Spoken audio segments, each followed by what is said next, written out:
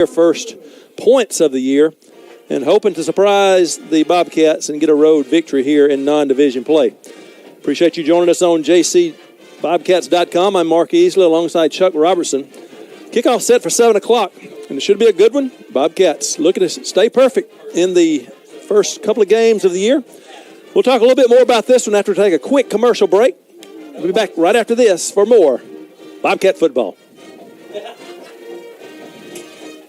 Corner Market is a proud sponsor of Jones College Athletics. Your local Corner Market has been investing in the people, schools, and the cities of central and southern Mississippi for 3 generations. If you'd like to join the Corner Market team, head over to www.cornermarketms.com and click on the link titled Employment to get started. Did you know Corner Market has an app? Download it today to keep up with the weekly ads and get access to exclusive offers and rewards. Corner Market, a special place to shop. Located at 801 Highway 11 South in Ellisville near the Jones College campus, Swamp Shack Barbecue is serving great barbecue to a great community. Swamp Shack BBQ serves up quality and creativity that is matched by no other. Follow us on social media for daily menu items and special features. Call us at 601-349-4001 or visit swampshackbbq.com. Swamp Shack Barbecue. It ain't just food, it's culture. So what is Keith Superstores? Well, it's kind of like home. With 43 locations all across South Mississippi, Keith Superstores treats everyone like family. At Keith Superstores, we look forward to seeing you again and again. Find yourself at home all across Mississippi. When you're on the go, it takes only a moment to stop at Keith's. Welcome to Sports and Fitness at the L, located at 204 West Pine Street, Ellisville, Mississippi, where we offer the most unique gym experience in South Mississippi. We offer state-of-the-art equipment, 24/7 access, tanning, trainers, classes, and nutritional guidance all in one location.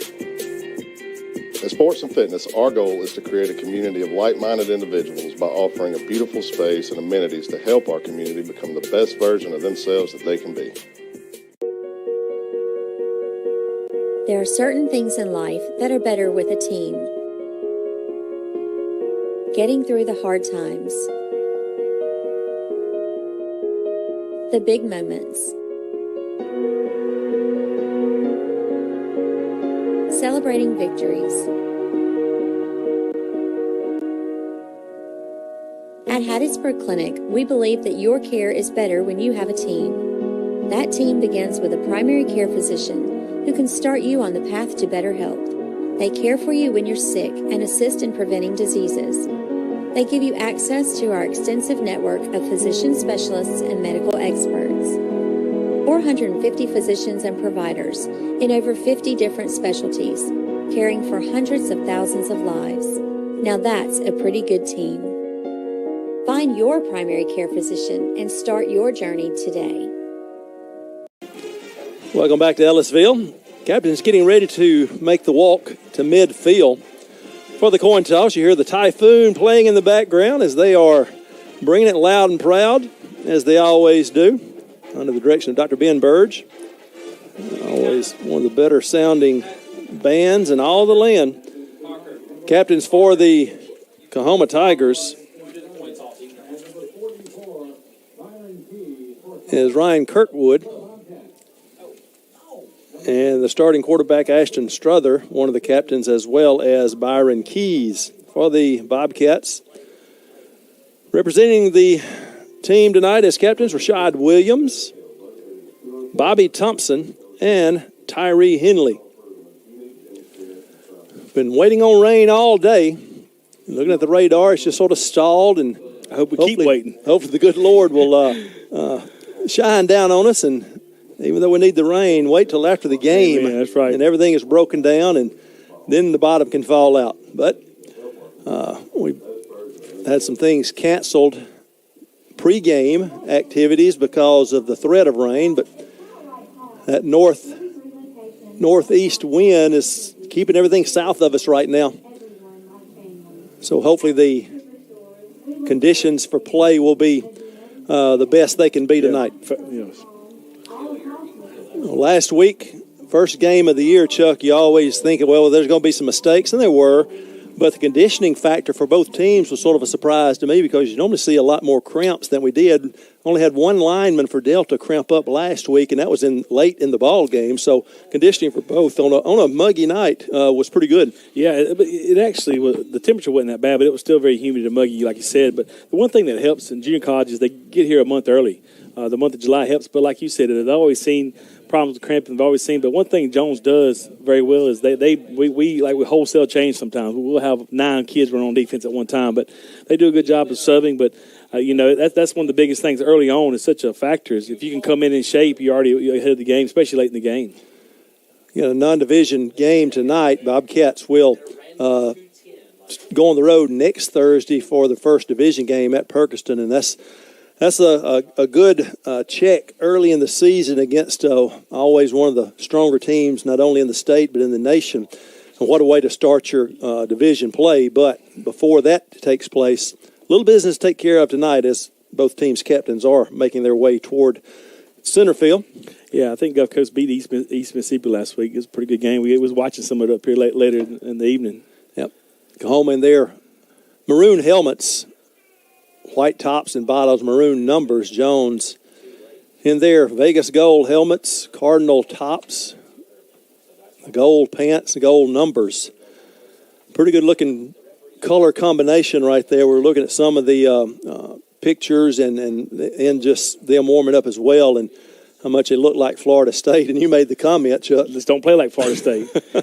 Tell you what, a team that has fallen out of the top 25 after barely missing the playoffs last year in the NCAA Division I, and have not looked good so far in the first 2 games. So hopefully the Bobcats will set the precedence for that color combination. I agree.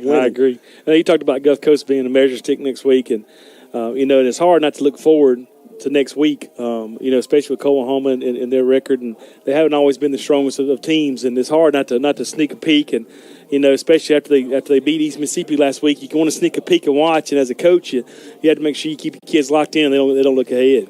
Jones won the toss. They elected to receive the football, and they'll receive on the north end of the field. So COAHOMA kicking off into what wind there is blowing. COAHOMA won the toss, deferred to the second half. All right, gotcha. So the Bobcats will be receiving the opening kick.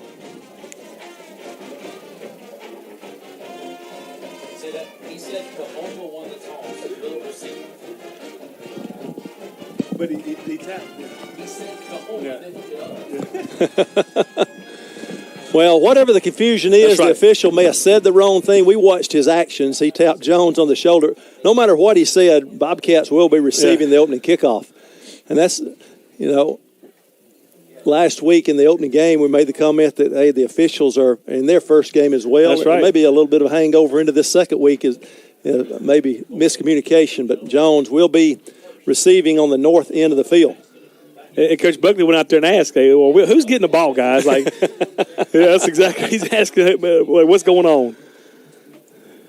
Pretty much the same starting lineups for tonight's game as it was last week. Brax Garrison, the sophomore quarterback. Freshman Gerald Modest, the running back. Josh White at tight end. Marlon Lindsay and Matthew Nixon, Isaiah Roberts. Those are your 3 wide receivers. At center, Bobby Thompson. Left guard, Christian Perry. Left tackle, Alan Grimmy. At right guard, Braden Warner. And at right tackle, Cameron Schultz. You have to be patient with it tonight because COAHOMA has the double numbers. And the small font. Yes. Yes. Yes. We tried the binoculars on their roster. It didn't work too well. But they had trouble. I used to make fun of you when you wore the glasses and the binoculars, and it didn't take me about 4 years to join you, did it?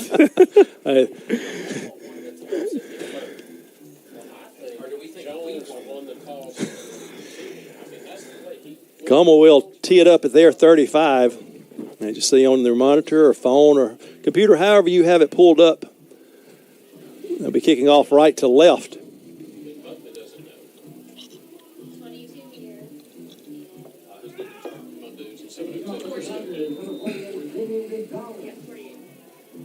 Damian Gonzalez, the freshman out of Pinson Valley High School, tees it up. Bobcat return men near their 15, anticipating a shorter kick with that wind at their back. Fielded at the 16.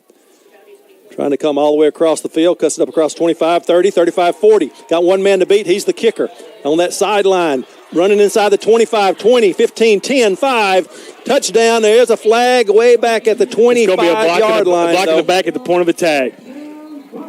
Wow. I was hoping we got away with it, but that was pretty. It wasn't very close. But if that block doesn't take place, it doesn't spring him. Unfortunately. Well, what a return there, but all for naught. As the yellow hanky comes out just across the 25 at the far side and the far hash mark. So that'll back the Bobcats up from the spot of the foul. That penalty will be stepped off. We need the reps anyway. You hate to take, a great return off from the 84 there. Sean Keys, the young man from West Jones, but you don't mind starting there and getting a good set coming out, especially as you receive the ball coming out the first start of the game. Ball on the far hash at the 17-yard line. Garrison with Modest behind him. A couple receivers on the short side of the field. Zay Roberts, the lone receiver near side. Modest in the pistol. Turn give to him.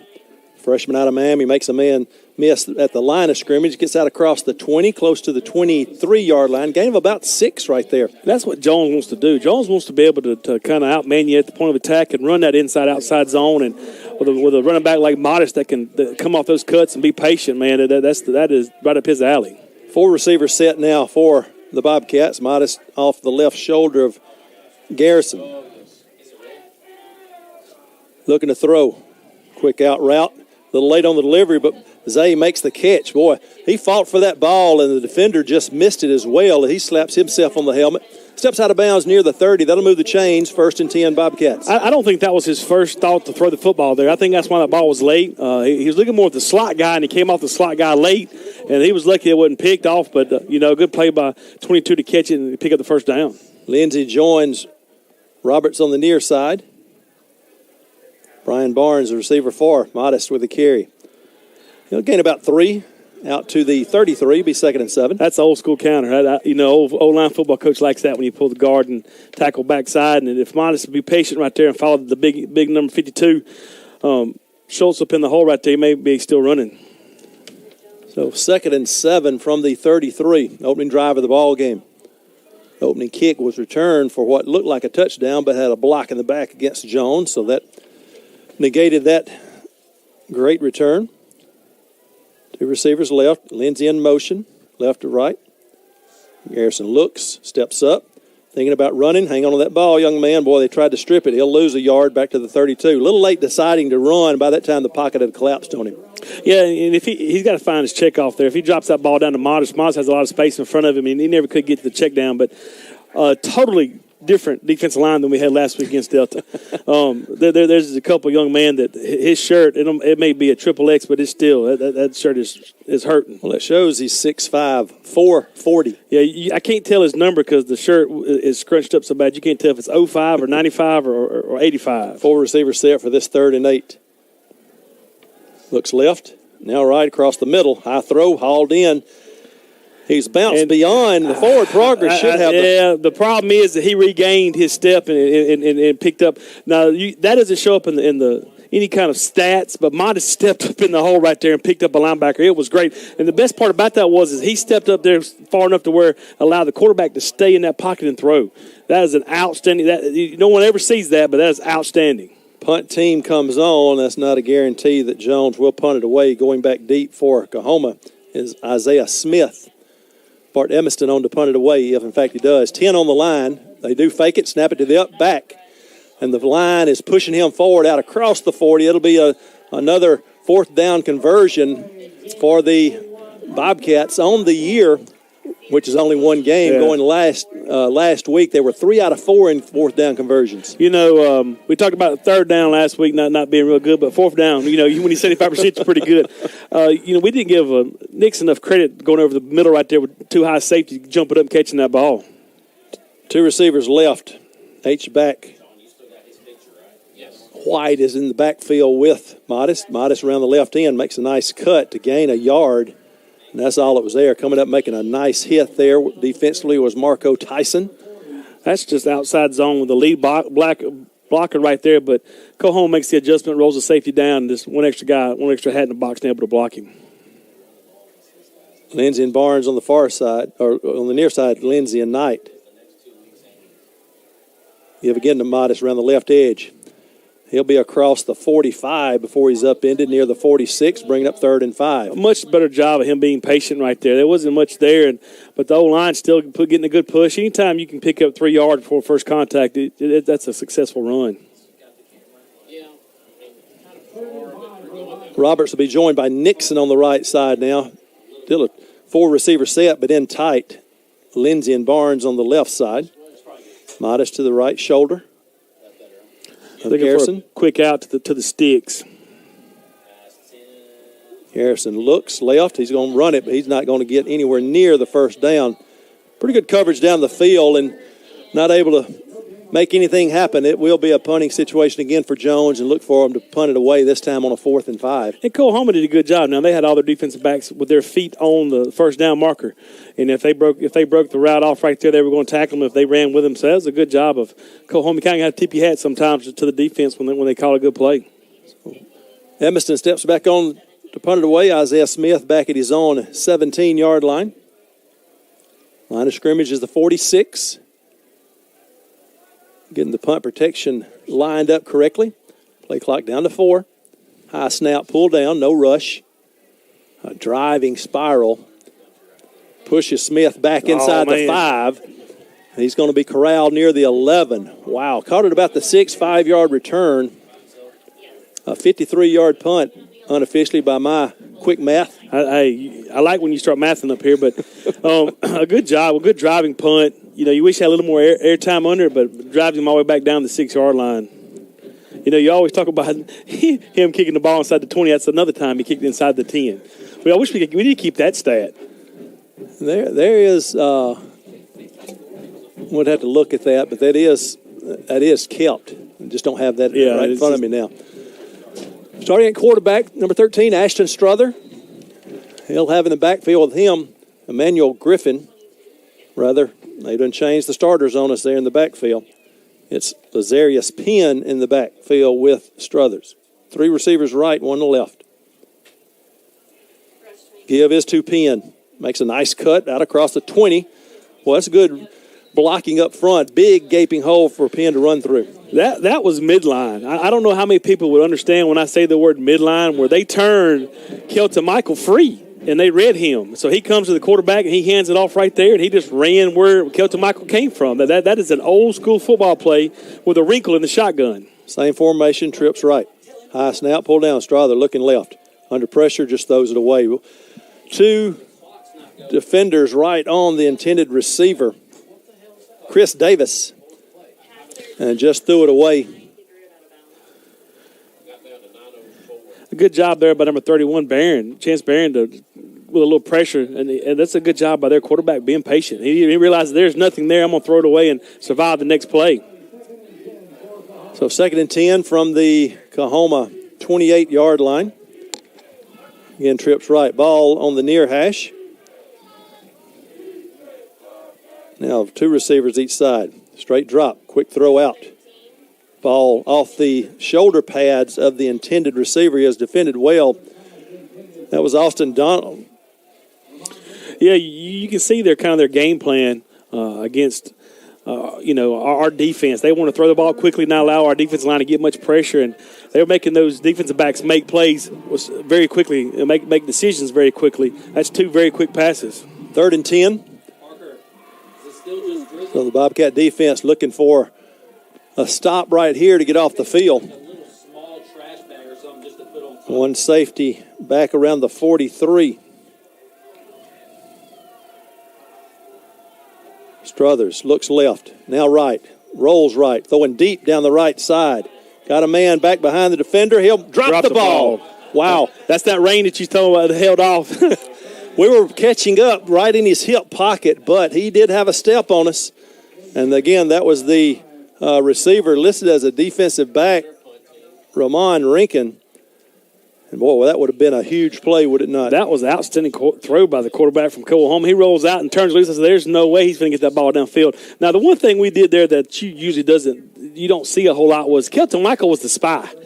The nose guard spied the quarterback. I mean, we talk about how good he is and top 5 and all this stuff. Georgia's looking at him, all this stuff. But most time you don't see a nose guard who is spying the quarterback. Raymond Morales, the punter, mishandled the snap. Pick it up, score. Ball is loose, and the Bobcats will recover at the 16.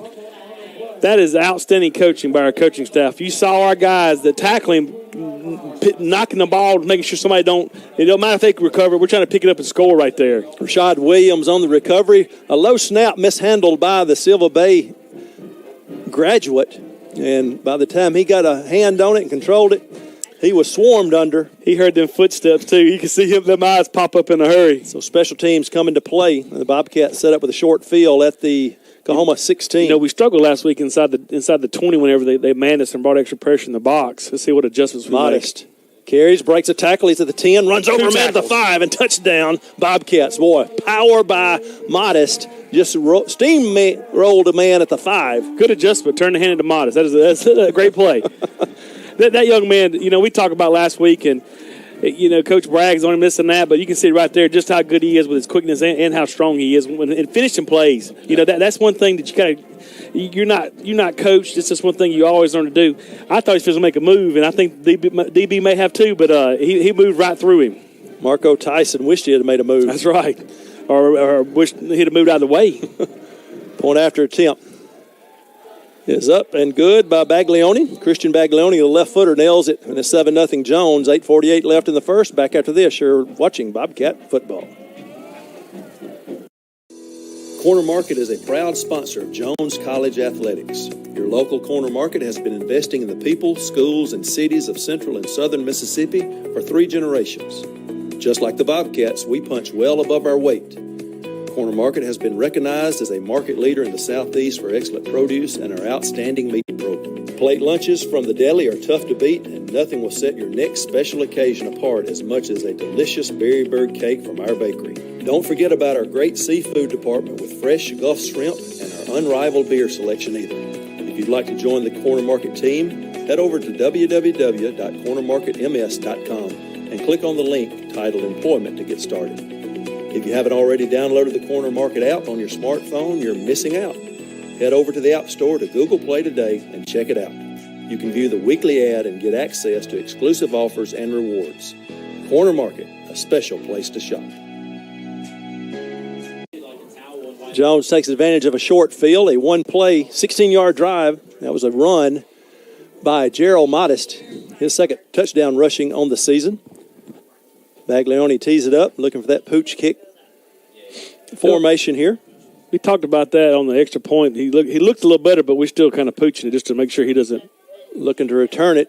Tigers break across the 35, across the 40, coming in from behind to make the tackle for Jones. Is the man who took the opening kickoff, what we thought for a touchdown. I love it. Was Sean Keys on the return.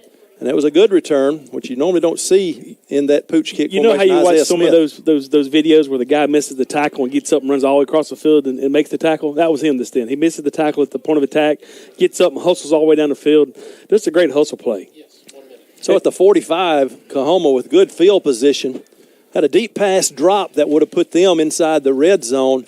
Had to punt it away, and the Bobcats on that mishandled snap was able to score from 16 yards out. Trips to the right, pin the running back. Strother in the shotgun, looking for that quick fade route. I'll tell you what, look who made that catch right there. That's good hands.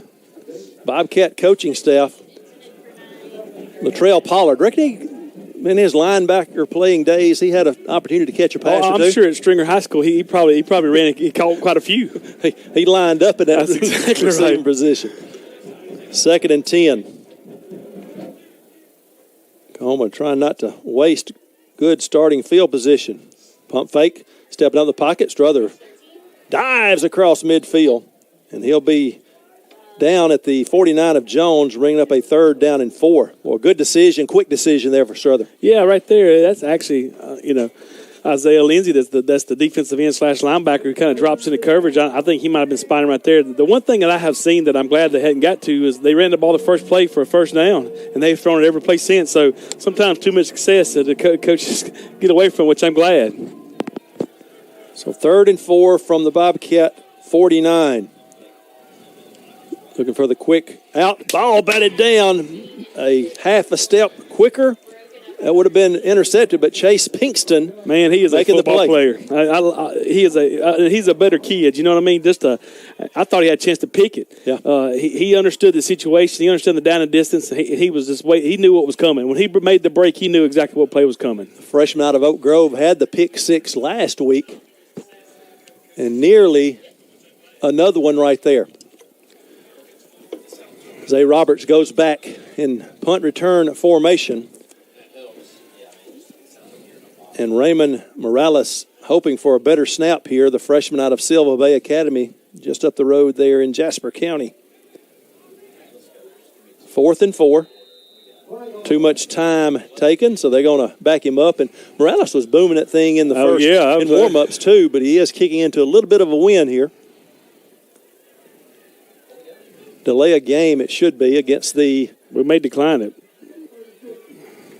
Nah, move them back 5. That's right. I always take the yards.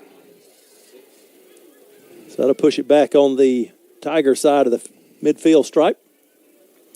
Well, they're stepping that off. Got some end of the first quarter scores for you. Northeast leading Southwest 14-10. Co-Lin leading home 7-0. Northwest leading East Central 9-0. And Gulf Coast at Delta scored first 2.5 minutes of the game, leading 7-0. So Morales awaits the snap. It's a good one. It's a knuckleball away from Roberts and not a good kick. That's why you back him up. That's right. It went out of bounds at the 32. You know, I enjoy watching Roberts in the back here. He gets angry when the ball doesn't get to, right? I mean, he really got angry about not being able to touch the football right there. That's fun to watch. The whole idea was to kick it away from him. Exactly right. I don't think he wanted to kick it that far away from him. The cheerleader in the 3rd row caught it. Out of bounds at the 32. Jones will have ball possession. New back in the backfield is Kobe Kraft, the freshman out of Taylorsville. I think we're end over. Yeah, we are. Josh White to the left of Garrison. Turn, give to Kraft. He's got a bunch of Cardinal jerseys in front of him. Cuts back to the 40. We may go fast and stay in this. We're just the old student body. We overload one side, and then they just run outside zone. And if he sees the cutback quicker and gets in that lane, he still may be running. Matthew Nixon checks in for White. So a 4-receiver set. Once again, though, if first contact happens after 3 yards, you're pretty happy with that play. 2nd and 2 from the 40. Kraft again on the handoff, trying to bounce it outside, and he'll get a yard, fighting for that first down yardage. And That's he does. Unbelievable. Boy, he'll fall down at the 45. He was hit a couple of yards deep in the backfield and fought through the contact and gained 5 for a first. The biggest thing there is the referees didn't blow it dead. I really thought they were fixing to blow it dead, and that's a good job of Kraft. When you have the chance to play and get the touches, make the best of your touches. Lindsey and Roberts, the receivers, near side. Pinkston, the far receiver.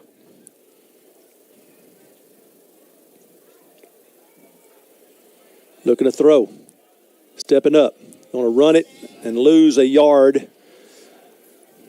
Garrison brought down at the 44 to be 2nd and 11.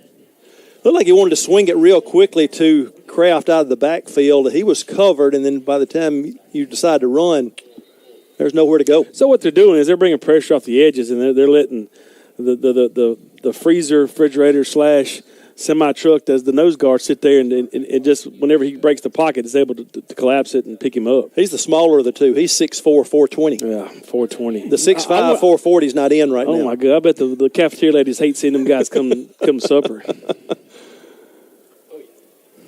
Kraft Bounces outside, hitting the backfield, and he'll be thrown down after a yard gain back to the original line of scrimmage. That's exactly what he should have done. But that's just a great tackle by number. I think it's 23 there from COAHOMA. Just a great job of coming off the edge and making the play. That's exactly what Kraft should have done. There was nothing there. He was patient. He bounces outside trying to make something out of nothing, and that's just a great tackle, an open field tackle. So a 4-receiver set as Nixon is checked in again. 3rd and 10. Roberts and Lindsey near side. Nixon and Pinkston to the left. Ball on the left hash. Hand off to Kraft, trying to catch him asleep. Well, gained only 3. That's the second time tonight on 3rd and long where that's everybody's adjustment. That's what Delta was doing to us last week. They were putting 3 and 4 rushers in the box and dropping everybody else, and that's what COAHOMA was in. Not really a prevent, but they had 4 defensive backs 10 yards from the ball and kind of everybody else in between, and they did a good job of tackling. But Coach trying to sneak one. He was trying to pick up enough yards, maybe even go for it on 4th down. Smith back deep for the Tigers. There's not very many throwing lanes when you drop 8.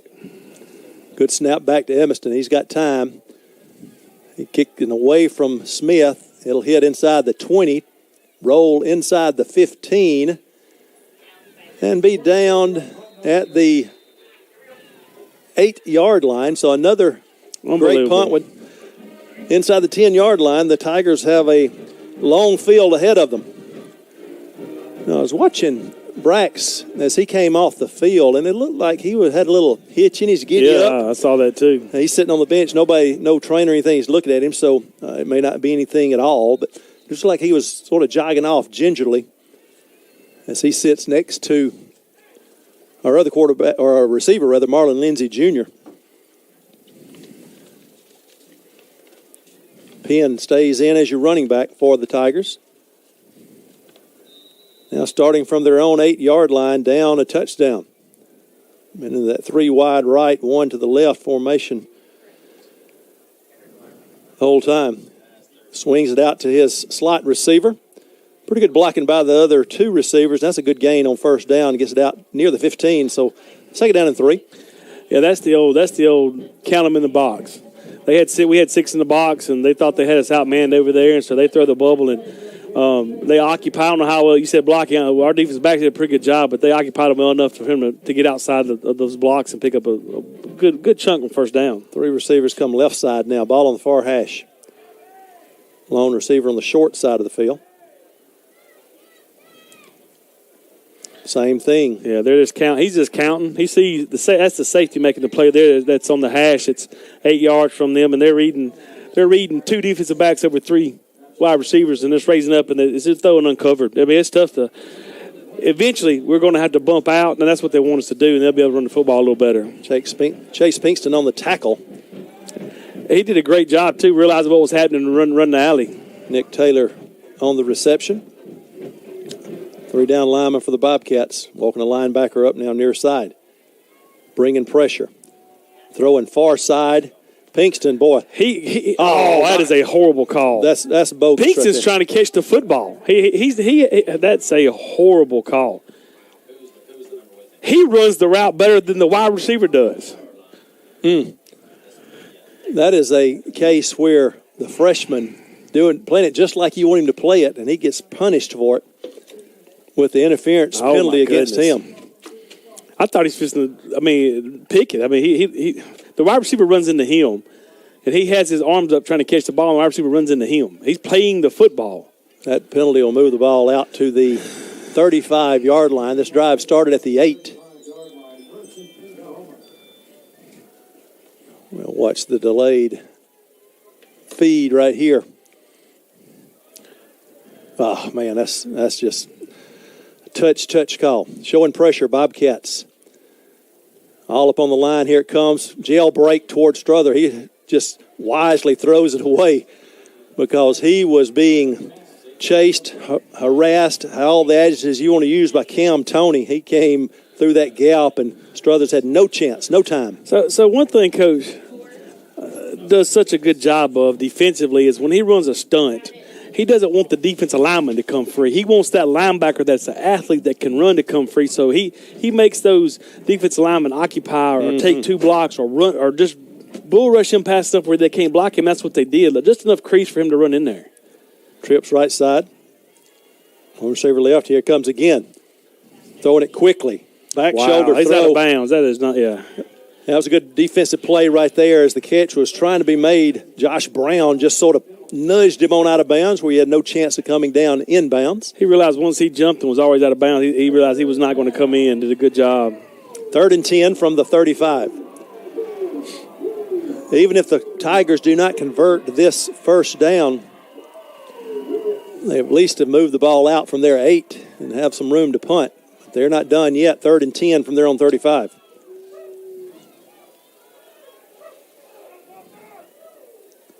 Here comes pressure again. It's going to flush Struthers from the pocket. He's going to decide to run it. He's got some room to get that first down, and he does. When you're in man coverage, that's what happens. You know, the coverage never sees him running. He'll be at the 49 of Jones and a first down earned. And I think our spy actually ran with the running back in the flats there, which that's kind of what he's supposed to do. He realized no one picks him up, and he breaks contained and able to pick up the first down with his legs. And he's not sliding. That's the second time he's ran. That's the second time he's dove head first. Line change for the Bobcat defenders. Ashton Struthers, 6'3", sophomore out of Christian Brothers High School up in Memphis, Tennessee. Earns that fresh set of downs at the 49. Handoff. Hit in the backfield. Fights for a yard to the Bobcat 48. That is the new back who was the scheduled starter, Emmanuel Griffin.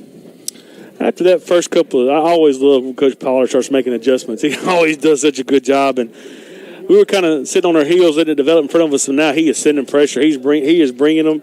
It's coming from all different directions and doing a good job of mixing it up. He's also doing a good job mixing up some man coverage in the backfield, some cover 2, some cover 3 behind it. Under 2 minutes to go in the first quarter. Jones leading 7-0.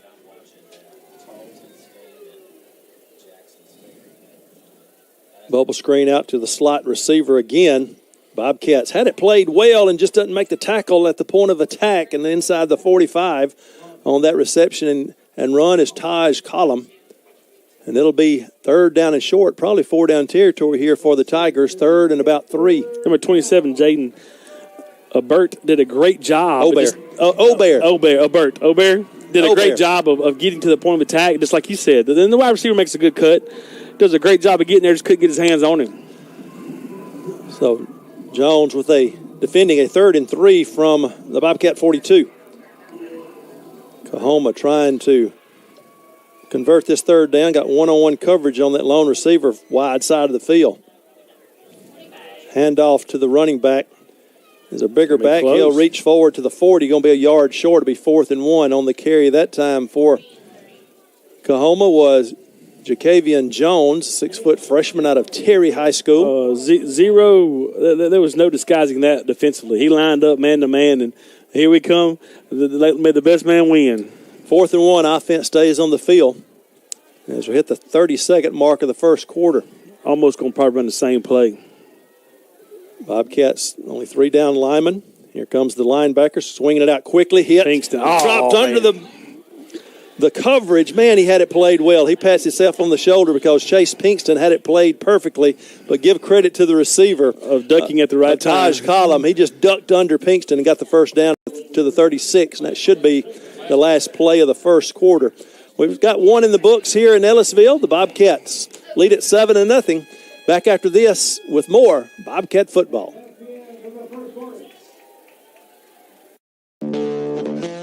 Located at 801 Highway 11 South in Ellisville, near the Jones College campus, Swamp Shack Barbecue is serving great barbecue to a great community. From our sliced-to-order tender brisket, pulled pork sandwiches, and our one-of-a-kind slabs of baby back ribs, Swamp Shack BBQ serves up quality and creativity that is matched by no other. Come try one of our unique salads or loaded smoked potatoes. Our fresh sides are delicious, and our sauces are made in-house. Need help with your upcoming catering event? Swamp Shack can provide what you need. Visit swampshackbbq.com for our easy by-the-pan pricing, and we'll special tailor a menu to make your event the special day you deserve. Follow us on social media for daily menu items and special features.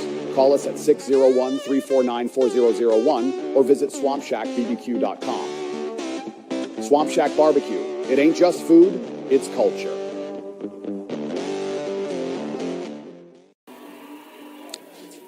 After one quarter play, Jones leads COAHOMA 7-0. COAHOMA with 5 first downs in that quarter, Jones with 4. Jones rushed it 13 times for 47 yards, COAHOMA 6 for 30. COAHOMA was 4 out of 11 through the air for 22 yards, Jones 2 for 2 for 14. So 17 plays run by COAHOMA, 52 yards, 15 for Jones for 61 yards. 1 out of 4 on third down conversions for the Tigers, 0 for 3 for the Bobcats. Jones 1 for 1 on fourth downs. COAHOMA 1 for 2.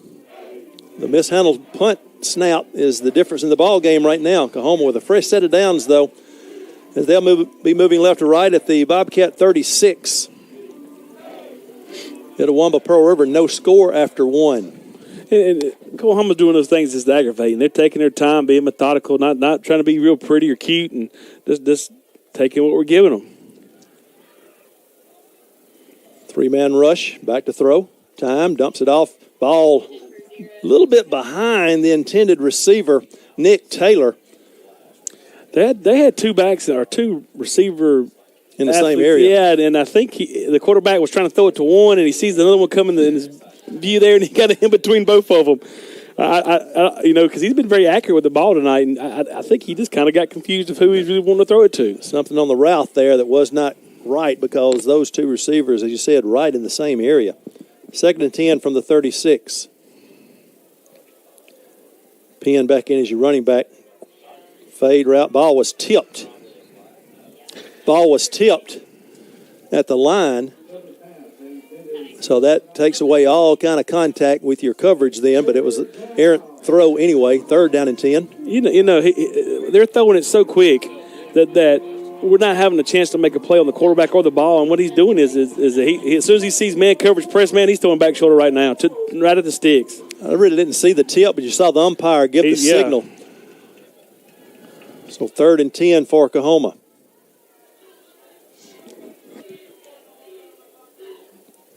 Quick drop, quick throw. Got a man behind the coverage, but the throw was about 5 yards beyond the reach of anybody. So 4th and 10 now. That's what I mean by being so quick with the ball. I mean, he catches it and sets his feet and the ball's gone. I don't know if that is some kind of that they saw something on film, try to tire our defensive line out, or if they feel like they can win one-on-one matches quickly. But like he saw one-on-one and had a step, and he turned and threw the ball. And fortunately for us, it was 5 yards over him. But it's amazing how quickly he's getting the ball out of his hands. A little bit of tailwind, but at the back of the kicker, a 53-yard attempt from the far hash.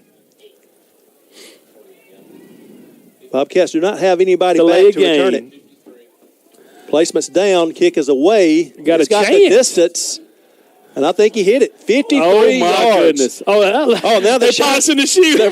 They're shining his shoe. Hey. Look at him. I love it.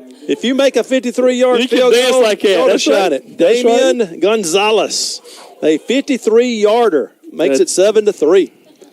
Back after this, you're watching Bobcat football.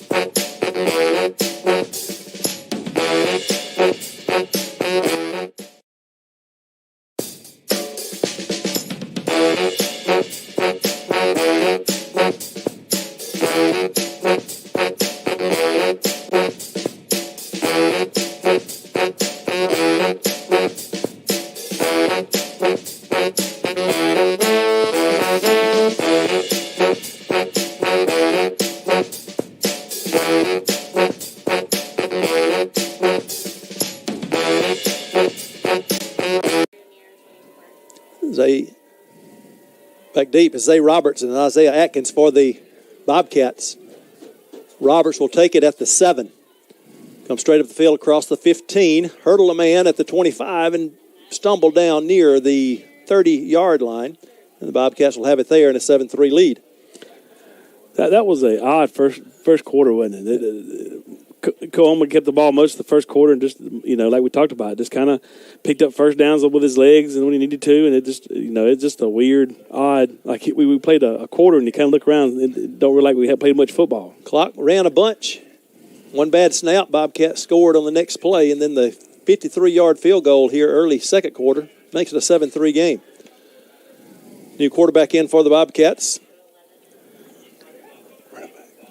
And a new running back as well, which is by design. That quarterback is Blake Murphy. And the young man out of Union, Mississippi, breaks a tackle at the 35, barrels across the 40 for the first down. You talked about the way he runs the football. Keon Drake Harris, 5'9", 215. I saw those defensive backs come in there and try to grab around the ankles, and I would have too. I wouldn't. His legs are like tree trunks, We talked about him being an iron head. He was patient right there, took his time and broke a tackle and ended up picking up 10 yards. Murphy again to Harris. Cuts it upfield and hit the line of scrimmage. He might. Nope, no gain at all. They'll spot him at the line of the 41, 2nd and 10. Murphy did a good job last week. He had the pick where he underthrew the guy on he had him deep, but he underthrew the guy and picked up a couple first down with his legs. That might be the running back. Yeah, Harris is down right there. You can see he sort of got stood up awkwardly, and as he tried to step over, hurdle one of the defenders. And as he was held up, we'll try to see what happened as we watch it again on our feed. But they'll check on him. And while they do that, let's take a commercial break, Sean. Take about a minute at least. Back after this, you're watching Bobcat Football. Robin. And I'm Chris. And according to Mama, we're brothers. Clearly. At a firehouse table just like this, we learned about the tradition of great food and lots of it. From the start, every firehouse sub has honored our firefighter roots. That's right. Take the hook and ladder sub, loaded with turkey, honey ham, Monterey Jack, steam heated. It's the sub that started the fire. And now, the light version. Only $5.49, just 450 calories. Perfect for you, Robin. Why are you looking at me? Firehouse Subs, founded by firemen. Welcome to Flavor Headquarters. Welcome to Firehouse Subs, where we pile on so much steaming hot premium meat and cheese, it's way over code. Guaranteed delicious. Firehouse Subs start at only $5.49. Try the Firehouse meatball today. Best meatballs and marinara anywhere. Believe me, we've looked. Made even better with Wisconsin provolone cheese and Italian herbs. Try one today, only at Firehouse Subs. One bite, one taste, you're hooked. You see Harris being helped off the field by Gary Stroud and Adam Butler. Not able to put any weight at all on his right foot. That's not good. You'll know that's knee or ankle, but that's what I said. It looked like his right foot stayed planted as he was brought down. The left leg bent fine as he went down, but we couldn't really see all of what was going on around the right ankle area. And the way he runs the football, he's a tough young man. You know what I mean? You hate to see that for anybody. So 2nd and 10. Gerald Modest checks back in as the running back now. He'll be in the pistol behind Murphy. Play action. Murphy going deep. Throwing in triple coverage. Battling for the ball, knocking it down defensively for the Tigers was... let's get the defensive number 7. That's Marco Tyson. Intended receiver is Marlon Lindsay. And then what's going to be unfortunate, when they show film tomorrow, whenever they show film, Modest goes in the flats out there, and everybody runs within. If he throws it, he'll still maybe run. There's nobody within 15 yards of him out there. But, when you get your chances to play, especially when you have a split time, you try to make the best of your chance. Sometimes you don't always make the routine play. You try to make the spectacular play. So 3rd and 10 from their own 41. Jones leading 7-3. Wide open across the middle. Got the spinning toward the first down is Isaiah Atkins. Boy, just came across the middle and nobody picked him up. 2 stayed with Modest that time. That's right. I was scared that we finna dance and I pick up the first down, but that last little spin gets him to the first down. Bobcats trying to hurry up here at the Tiger 48.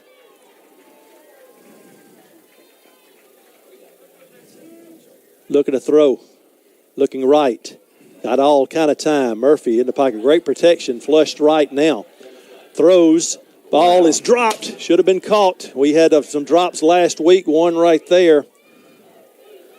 And couldn't throw it any better. Harrison Knight, usually a sure-handed receiver, drops it right at the first down mark. His pocket presence right there by Murphy was unbelievable. He's patient, and he thinks he's going to run. He said, hey, I'm okay. What about your offensive line? I know it, man. And then he rolls out to his right. It's kind of a nice three-quarter speed and able to plant his foot and throw that ball on the run on a dime. So second down and 10. Tight end Cam McFarland is in the backfield as the H-back. A little end-over action again. Give to Modest. And boy, just stuffing that line of scrimmage, making it the going tough. A couple of yards to the 46. It'll be third down and 8. We're in that 4-down territory as well, too. We pick up 4 or 5 yards here, and then we had to make a decision. Bringing in another receiver as the tight end. McFarland comes out, trips near side. Lone receiver to the right is Zay Roberts. If they drop 8 this time, you can look for Murphy to pull it down and have a chance to pick up the first down with his feet. That 3-man front, really 4 when you count the size of that nose guard. Yeah, 3.5. They bring pressure. Murphy's going for it all. Defenders being held. Where's the... That's the same official that called the interference on the little bump before, but you can see the defender actually have the jersey pulled. I think he may have been wisely had him blocked. The official was blocked from seeing that as he pulled on the left hip. So no flag, incomplete pass, punting situation for Jones. Isaiah Smith back at his own 5. You wish you could have that drop pass for a first down back. Evanston does punt it away. End over end kick will hit inside the 10, roll to the 5, back up a little bit to the 6-yard line. So Evanston does his job, and a little jawing after the play. I like it when they drop on the ball. He kicks the nose of the ball there and able to put that English on and make it turn sideways. That's one of the things that's changed the punt game. You used to just go for the coffin corner, right. What they called it, kick your normal punt with the spiral and all, but now they point that ball down and kick it end over end, and it has a way of sticking, and it did right there. And it's difficult to catch. That ball is difficult to catch, and the one that spirals is tough anyway, but one end over end like that's difficult. So COAHOMA back at their own 6-yard line, down 7-3, 11:59 left in the second quarter. Jones's defense trying to keep them hemmed up right here. Pin the running back. Struthers has him off his left shoulder. 3 receivers near side. Ball at the far hash. 1 receiver to the left. Quick little bubble screen again. Well, they've run that pretty well. Got 4 yards there. You get 4 yards a pop. Coming up quick to make the play. Not a bad job tackling in the open field. Tyreek Snow, one of those, as well as Jonathan Wiltz. What they're doing is they're just uncovered. If you're the inside receiver, you're uncovered, you bubble. If you're the 2 or 3 receiver and you're uncovered, you just back up and they throw it to you, and they go block the other 2 guys and make you run inside out. Right there, they'll block the defensive end. They let him, the tackle, release out here to try to pick up that extra hole player. Gain of 5 to the 11, so second down and 5. Flipping the receivers, 3 left, 1 right now. High snap, pulled down. Boy, hit in the backfield, and at the point of the handoff, lucky to hang on to the ball, was their big running back, Jacavian Jones. So that goes back to the midline where they're reading that guy. If you watch it on the replay there, they're reading him, and what he does is with the high snap, it messes up the timing and the mesh point, and he just keeps running to almost he takes the handoff. Was that Jalen McIver? Who was in there? Yeah, I couldn't tell if it was 94. I think it was 94. Yeah, McIver. He just took It was 94. He nearly took the handoff himself. Yeah, you watch the replay there. They don't even block him. They're reading him. Loss of 4 back to the 7, so third down and 9. Bobcats got to hurry and get off the field. Had an extra player. A good sprint work right there by Mason Jenkins. Looking to throw Struthers from the goal line. Got time. We'll dump it down, and that'll be a first down. Good job of seeing his running back and just dumping it down to him, and able to get the first down was Jacavian Jones. That's a good job by the wide receiver, realizing what happened and turn around and just blocks. So that'll move the ball out shy of the 20, near the 19. Fresh set of downs. as the drive is kept alive. You got to kind of tip your hat to the young man. He does a good job of not being in a hurry, and even though it's a check down, he realizes he got a chance to pick up a first down if I give him the ball in time. So Struthers has played well. High snap, pulled down, looking to throw it. Throwing that deep, sort of a fade route. Receiver looking for a flag. There is one around the 15. Probably going to be a holding call where that flag is thrown. I say Lindsey from West Jones, he needs to come out and let somebody fix his jersey because that was he got all of that 10 yards. He didn't get cheated of any of that. If he gonna get called, don't make it be. Oh my goodness, that's exactly right. So what happened was he beats the guy. He beats him around the end, and the guy reaches up and he brings him down to the ground with him. So and his jersey is still turned. You can watch. Look at 45. It doesn't look like a 45 anymore. No. He has a great move off the ball there, and the guy picks him and he just grabs him. He takes him to the ground. Yeah. Yep, that's an easy holding call. The penalty is taken, so it'll still be first down, but first and 20 from the 9-yard line. So the Bobcats can make a play right here, showing pressure off the edge. Here it comes. It's picked up, but the pocket is knocked down, and getting a handle on that ball, just mentioned him. Isaiah Lindsey, who's got the shoulder pads flapping because that jersey was pulled so much, he gets a handle on that ball. You know, with a guy like him rushes off the edge, they dropped him right there. They actually back him up a little bit as a linebacker, and he doesn't really go into coverage, but he kind of comes to the flat and sits there and does a good job. Jonathan Wilkes came on the blitz from the high side and flushed Struthers from the pocket. Probably declined this one, I think, since it'll be a half the distance to a goal. So, incomplete pass, declined the holding penalty, second down and 20. Bring in another defensive back, Josh Brown. He'll check in on the far side as Bryston Dixon checks out. So what we got here is we are in man coverage with a two-high safety. There's not a whole lot of places that you're going to be able to throw the football, and we got 3 down linemen, 2 linebackers, almost a 3-2 look. Showing pressure. Here it comes. Delayed blitz, throwing it quickly out in the flat, brought down immediately. Good coverage right there, brought down just across the 15 to the 16. It'd be a gain of about 7, but that's you don't let them catch you in front of you, make the tackle. Oh, yeah, and that's a square, and that's almost impossible as the number one receiver, as far as he is out there. When he just takes 5 yards and squares in it, you're going to be in his hip pocket anyway because you got to defend the fade, and instead of running the out, he just runs the in, and he gets his hip pocket, and as soon as he touches, he brings him to the ground. 3rd and 13 from the 16. Here comes pressure again. Flush from the pocket. Ball comes loose. Was his arm going forward? I don't think it was not. Touchdown. Touchdown if it stands. The ball slipped out of his hand as his arm was going back. It never came forward. I think we actually hit it as we're trying to tackle him. I think we actually hit the ball as it's down. I don't know who hit it. We actually get three loose in there. I know Perotti was one of them that comes free on the inside rush, but I don't know who it was that actually gets to him to knock it free. I think Obear was the one who had the pickup. We'll see it on our feed, but while this is happening, Christian Baglioni on. Kick is up and good. 14-3, Jones with the lead. And Obear does pick it up and trots it across the goal line. Is it Lorenzo Smith on a defensive back right there, number 1 coming off the edge? Yeah, right there. Lorenzo Smith may have been the one that knocked it loose, number 1. But Obear was the recipient of that good fortune, and the Bobcats lead at 14-3. Back after this, you're watching Bobcat football.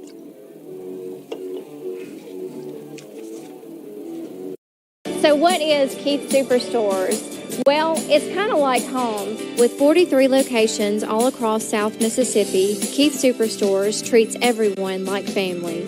At Keith Superstores, we look forward to seeing you again and again. Find yourself at home all across Mississippi.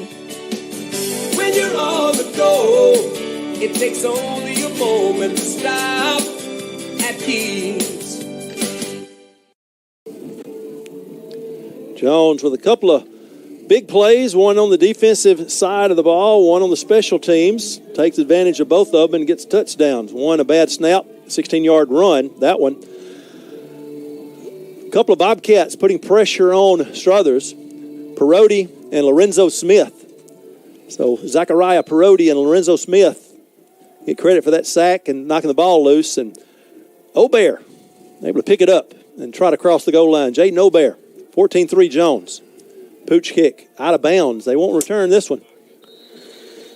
So the special teams on the kickoff, you can see Coach Buckley. He's got a little bit of a brisk walk. Now he throws the arms out. So what's going on? We work on this every day. But don't kick it out of bounds. But there's no return. So the return last Pooch kick was out to the 45. Yeah. Kick it out of bounds. It goes to the 35. So you got 10 yards better. That's right. I do like the fact that we started our run to the line of scrimmage before he kicks it there. It kind of gives a little head start as the ball hits his foot. So I like that little wrinkle there on the kickoff. So the Bobcat offense hadn't been spectacular tonight, but the defense has been solid. Special teams took advantage of a bad snap and recovered that mishandled ball, or at least brought the punter down on that fourth down. That's one good thing about us playing as many kids as we do defensively, being able to throw 6 more guys out there fresh legs. Griffin in as your running back. Ball on the near hash. Grill is to Griffin. He's got a big hole up the middle. He'll be out across the 45 all the way to the 47, a gain of 12. That was just a good job of COAHOMA up front, creating the gap there. They pulled down, kick out, and pretty good crease, able to pick up first down. So Griffin with that run of 12 moves it out near midfield. Tigers trying to trim an 11-point lead.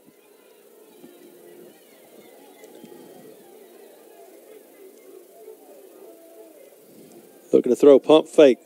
Throws the skinny post a little too high. Good coverage right there by the Bobcats as Jeremiah Tatum was on the coverage of Nick Taylor. We lucky right there on the pump fake. We kind of drive on the ball when he turns it up. It was almost like a slant to a skinny post right there. It was a great route. He gets in his hip pocket on the pump fake on the slant, and we just ride him through on the skinny. So 2nd and 10.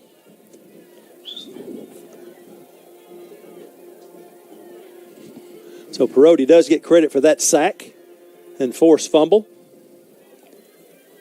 Toss it to the receiver in motion. Bobcats have it played well, though. Man, coming in hard and angry down near the 40.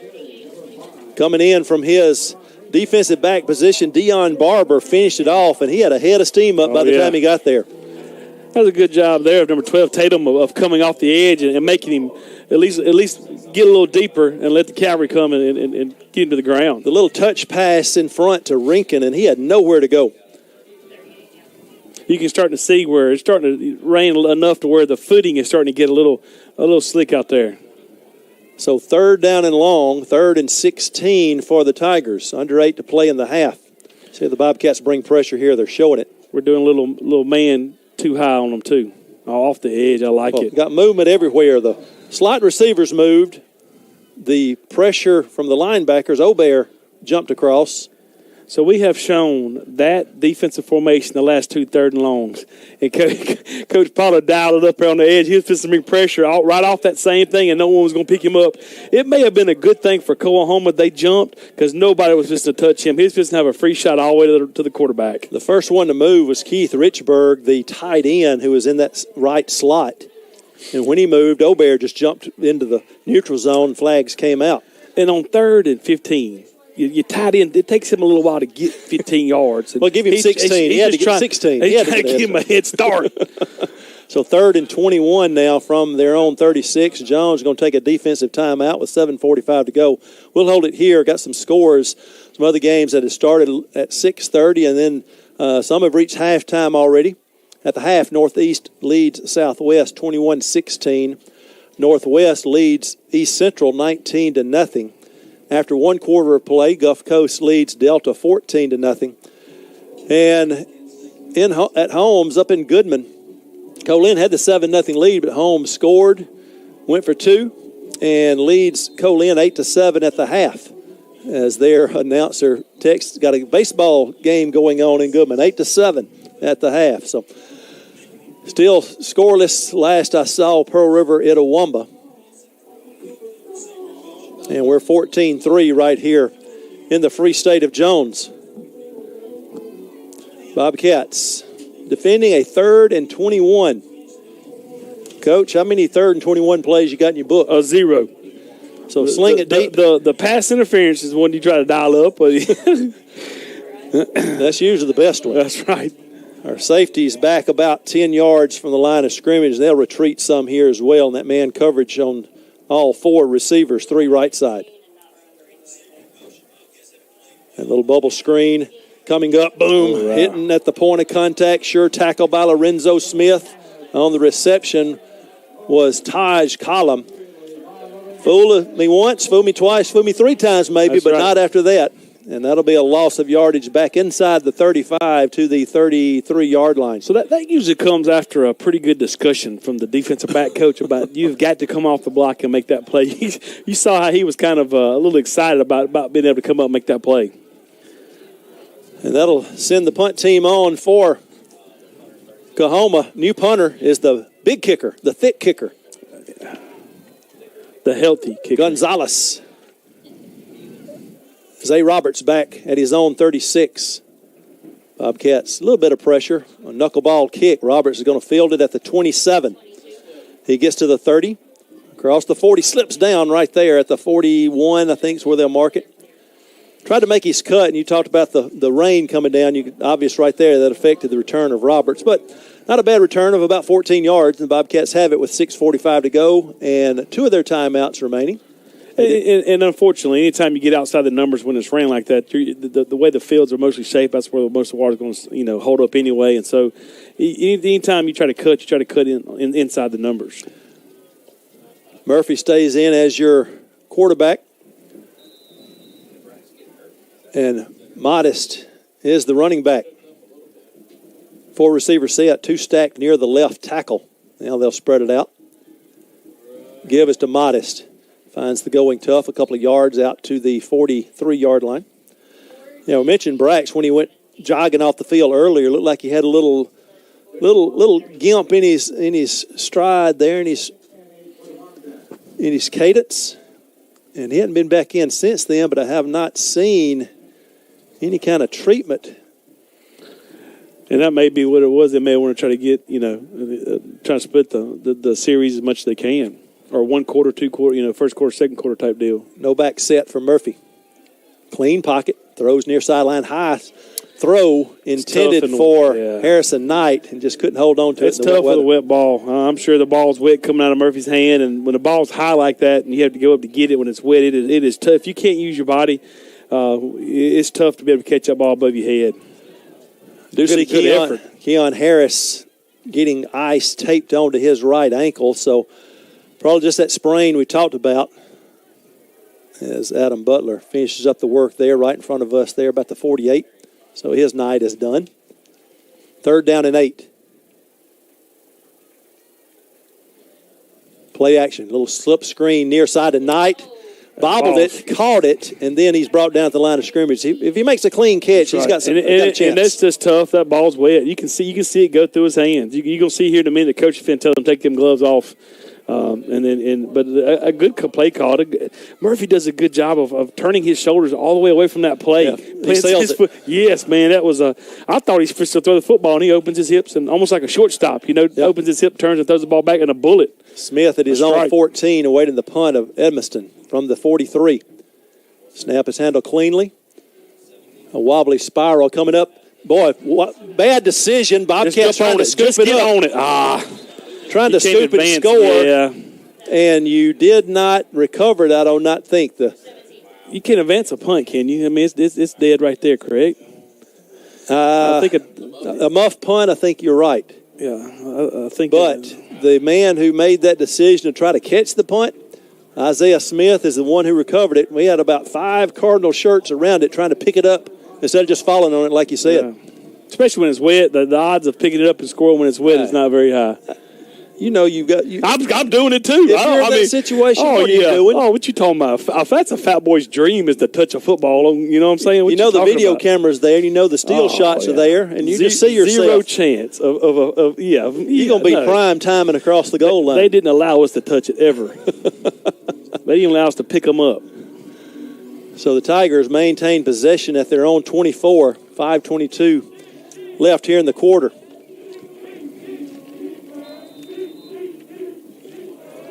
Penn back in as the running back. Strother has gone all the way at quarterback. Trips left side. Ball on the near hash. 2 down linemen. And the linebacker ready to come off the edge. Here he comes. Swim move there. Kelton Michael just whooped his man. That's a great move. Michael with the sack back at the 23-yard line. It's always fun when a fat boy gets a sack. You see a fat boy dance at the end of it, man. I like it. Hey, that young man, he's got some moves, though. Yes, he does. I can imagine you trying to dance like that. No. And that's sort of a horror thought there, a little nightmare. Please don't. Yeah, no. 3rd and 11. Coming off that edge was Isaiah Lindsey, lunch meat. Well, I think he's the one that gives him enough space in between for Kelton Michael to make that move. He is so quick coming off. Just watch him. Held that time pretty well. Throw is low. Knee goes down at the point of the catch, so it'll be down at that point. Hey, the quarterback does such a good job of getting the ball out of his hands. That guy's not even out of his break, and he throws the ball where he's able to go down and catch it. And the difference is he's throwing that ball a little lower for them to be able to get down there and kind of use his body to help, secure that ball. Gain of about 9, be 3rd and 2. Bobcats trying to make a stop here in the backfield, making a man miss. Was the running back Penn. He got back to the line to gain, and I believe he does have it. Yep. 3rd and 2 becomes 1st and 1 after that gain of 2. And we have some extracurricular after the play. The flags do come out now. I think that might have been a pre-snap read there by the quarterback. You actually see him kind of point and tell him, hey, man, just keep that ball front side, and we come off the edge, and he stays inside of it. Should be a dead ball foul, whoever it's against, because it was after the whistle, I thought. A couple of players had to be separated after a punt earlier by Jones. That one after the run for the first down. Discussion going on. And we'll see who the guilty party is. It's going to be a personal foul. They're writing, that one. Every time they pull out the book, it's never good. Unsportsmanlike. Personal foul. Looks like COAHOMA's going to be backing up. Good.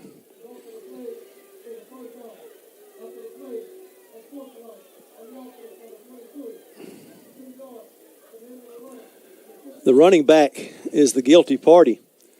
After the play, Lazarius Penn earned that unsportsmanlike conduct penalty. Is this one of them where it's going to be 1st and 10? They back up the sticks too? Or is it going to be 1st and whatever? It's going to be 1st and they're moving the sticks back. Yeah. Back in the day, that used to be routine. A dead ball after the first down, it's 1st and 25, exactly 1st right. and 20, whatever. Yeah. But now they just move the sticks back, 1st and 10, but the ball is back at the 19 instead of out near the 35. You pick up the first down and you lose 15 yards. That's always kind of strange. That hurts your yardage, doesn't it? Or gives your running back a chance to pick some more up. 4 minutes to play in the half. Struthers looks to throw across the middle. Hit immediately coming in. Boy. Staying home there was Josh Brown, and wrapping up and knocking down the receiver, Taj Collum. And you can see it coming from up here. But here's the best thing about that. You don't have a targeting penalty. He leads with his shoulder. He doesn't go to the head. He's able to deliver a blow and make a good tackling. And he's smart enough to, not involve his head, or go to the neck area. Gain of 1 to the 20. Because it's hard, especially when he can't see you right there. It's hard not to go in there and just unload. Because you know it's all coming. Oh, yeah. 2nd and 9. Bobcats would love another mistake here. Get a turnover. Looking to throw it out in the flat. Oh, nearly got it there. Great job closing on that pass. The intended receiver that time for the Tigers was Chris Davis. But Lorenzo Smith, we called his name a few times in the last 5 Velma minutes. Jackson graduate is doing a heck of a job tonight. 3 pass breakups so far for And he's the one that came off a couple of those bubble screens and making some plays at the line of scrimmage. And he's the one that knocked the ball loose for the touchdown. Clock stopped with 3:17 to go. The scoreboard shows Bobcats with 3 timeouts. We used one defensively a moment ago, unless the officials pointed the wrong direction. So maybe at least 2 timeouts left. Here comes the big rush. Bull rush coming in. Pass caught short of the first down. A nice job of making them catch it in front of you now. Punting situation for the Tigers. On the catch was Nick Taylor. And Tyreek Snow coming in. One of the first Bobcats there. And Obear as well. Good job of getting him down, not allowing him to get any extra yards after the catch. Gonzalez will stand at his own 12 to take this snap. And with the ball being wet right here, we got a chance for a bad snap or even a muff punt here. Roberts near his own 40-yard line awaiting the punt. Bobcats bring pressure. They get the punt away, and Roberts lets it bounce, takes a huge roll all the way inside the 15 to the 14. Yeah, that's going to be one of those deals where Coach tells them to run up there and just fair catch it. I mean, if you feel like and I think he was kind of in between if he didn't know whether he wanted to let it bounce or if he wanted to really run up there and catch it or what it was. But whenever you sell out like that to go block it and you don't have nobody returning, most time they just want you to fair catch it. You don't want to make a mistake either. You talk about the wet field conditions, wet ball. You go up there, fair catch it, you bobble it, fumble it. Well, then you're really going to hear it. And as long as the coach says, hey, Coach, I didn't feel comfortable going up there, he's good with that as long as you make the smart decision. Garrison is back in at quarterback. Modest in the pistol behind him. Josh White in an H-back position to the left. Turn, give to Modest. He breaks it across the 15, running hard out across the 20. Good first down. I was hoping we'd pick up another couple of yards right there and we'd have went fast. You get to see us with a different attitude.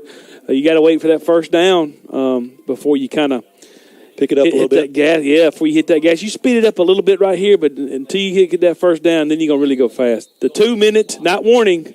2-minute timeout. Timeout. We got in trouble last week because we said 2-minute warning. We apologize. We got scolded, didn't we? We apologize. It's the 2-minute timeout. 2-minute timeout here in the first half. 2nd and 3 when we come back. Back after this is Bobcat football. There are certain things in life that are better with a team. Getting through the hard times. The big moments. Celebrating victories. At Hattiesburg Clinic, we believe that your care is better when you have a team. That team begins with a primary care physician who can start you on the path to better health. They care for you when you're sick and assist in preventing diseases. They give you access to our extensive network of physician specialists and medical experts. 450 physicians and providers in over 50 different specialties.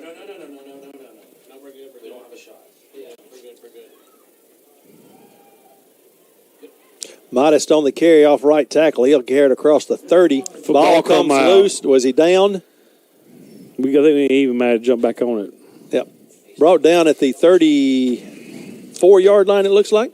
Or the 33-yard line. So here's that first down you talked about. And it kind of bothers you a little bit that they didn't even say it and the clock's running. 1-on-1 with our running back in there, DB. He's going to get some help over here. Looking to throw is Garrison rolling right. He'll just throw it away wisely. No, you get your speedster out here. Even though those cornerbacks are fast, too, you got size with Modest. I want to see that one-on-one matchup I want to see him take off. I want to see just how fast he was. Modest will check back into the backfield now. The traditional 4-receiver set. 2nd and 10. Clock stop, minute 32. COAHOMA set to get the third quarter kickoff. Down 14-3. Looking to throw again. Got time, throwing near side. Oh, boy, that's a bad decision. Intercepted in Bobcat territory near the 44-yard line. Yeah, that's from that hash all the way across out. Yeah, man. And I think the defensive back's just sitting back here, and he reads it a little better than the wide receiver does. Now, you look at that, and you think, what does Brack see? And that's what he's discussing right now with his quarterback coach, Brian Hudson. But COAHOMA, with a couple of timeouts, minute 25 to go, plus side of the field at the Bobcat 43. And they got a kicker with a pretty good leg. Exactly. So that turnover could prove to be costly here right before halftime.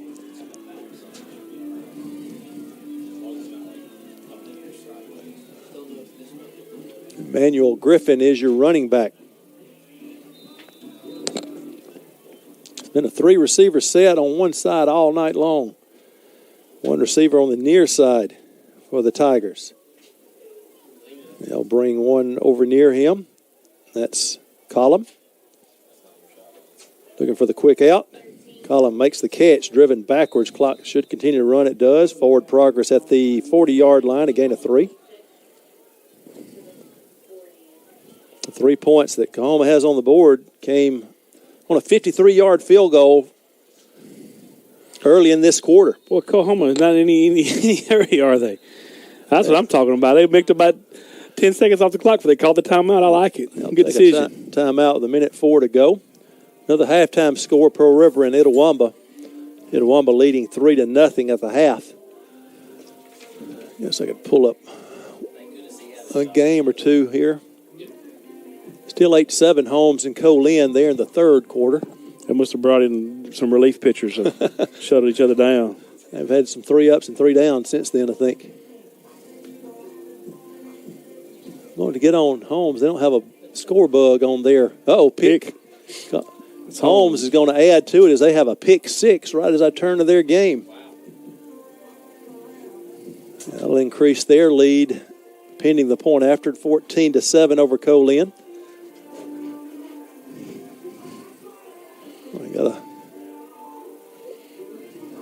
Holmes, they thought they were going to be better this year. They're playing well.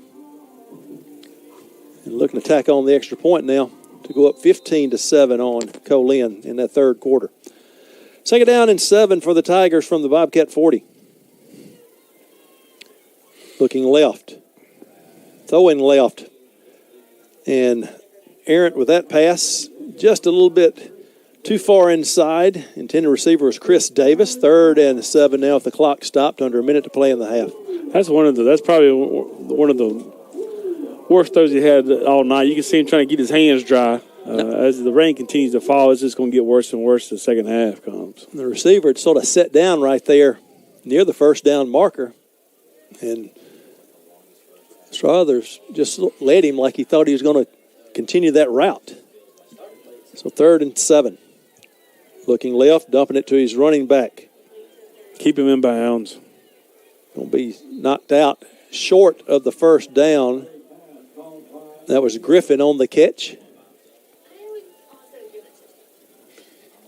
So the clock stopped at 51 seconds. It's going to be a 4th down play coming up. Coming again. The thicker kicker is coming out. That's right. It's going to try to match what he did earlier from the other hash. A 53-yard attempt. Oh, with the field conditions are even worse. Timeout's going to be taken. I'm not sure if the clock continued to run. I think it was 51 seconds. Correct. When he was knocked out of bounds. We've struggled with it. That's why the first half has ran a little long. The clock didn't run a whole lot sometimes in that first quarter.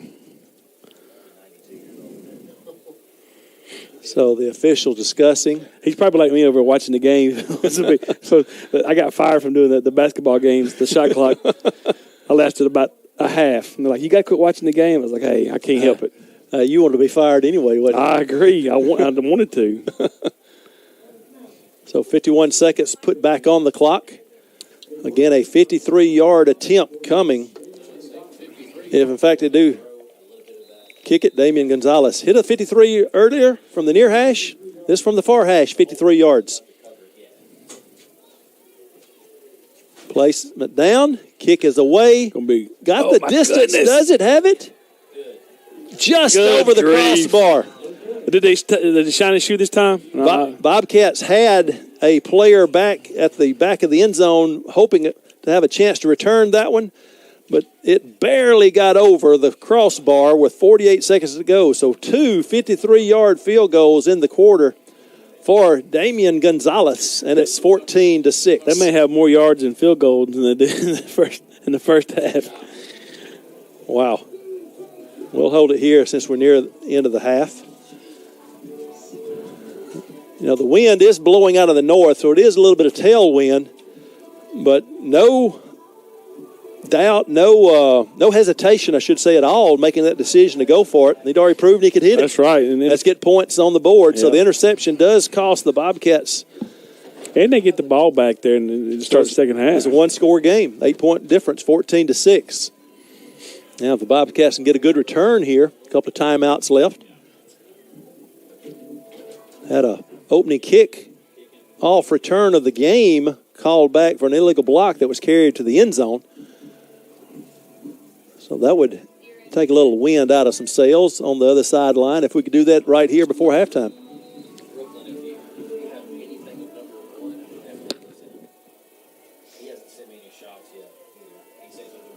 Roberts and Atkins are back. He'll be batted down by Atkins at the 8, picked up. He's across the 15-20. He'll be corralled near the 22. Still on his feet, I should say. Got thrown back inside the 20 and kept his balance somehow. Fought back to the 20-yard line, 36 seconds to play. The Bobcats probably content just to run this football. Yeah, they're ready to get in at halftime and dry off and readjust. So a couple of 53-yard field goals has the Tigers at 6. Jones with a defensive score and a short field drive of 16 yards for their 2 touchdowns. See if Garrison just takes a knee here. Nope, he'll hand it off. That's Kobe Kraft with the ball. He's across the 25 and brought down at the 28-yard line. Yeah, Coach Buckley's ready to walk in now. Second down and 2. Will not have to snap it again if you don't want to. And it looks like the signal is, let's head south toward that locker room. Still hesitating, but now it gets under 10 seconds to go. And the head man and Steve Buckley heads off, and here go the players right behind him, and that'll bring the first half to a close. 14-6, Jones leads it. After 30 minutes to play, we'll be back right after this. This is Bobcat Football. Munn Enterprises, a manufacturer and installer of signs and related visual products, was founded from humble roots in Hattiesburg, Mississippi in 1981. A family endeavor from the start, the goal was to build an industry leader rooted in the family passions of quality craftsmanship, excellent customer service, and innovative ideas. The family business, which started with a 1,200-square-foot fabrication shop and 1 truck and trailer, has grown to include a state-of-the-art 70,000-square-foot manufacturing facility with more than 70 employees. Installation and service crews work across the southeastern United States and are committed to completing jobs efficiently, expertly, and safely. A belief in ongoing training ensures employees are educated on best practices in the industry, and specifically on safety measures. Knowledgeable sales representatives, expert engineers and estimators, detail-oriented project managers, and efficient personnel in our procurement, accounts payable, and human resources offices ensure that clients are treated with the highest level of respect and that projects are given expert attention. All details are covered by our office, including permitting. This passion for detail and for quality has earned the continued business of national clients, including Walmart stores and Southern Tire Mart. Our staff also includes in-house graphic artists and a marketing consultant who use industry-leading software and trends to conceptualize and design renderings that are bold and innovative. We also specialize in the construction and installation of awnings and canopies. These products are expertly engineered to be durable and eye-catching.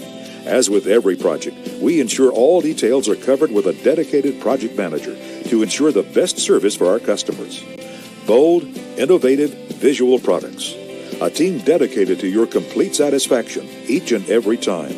A belief in quality craftsmanship and top-notch customer service.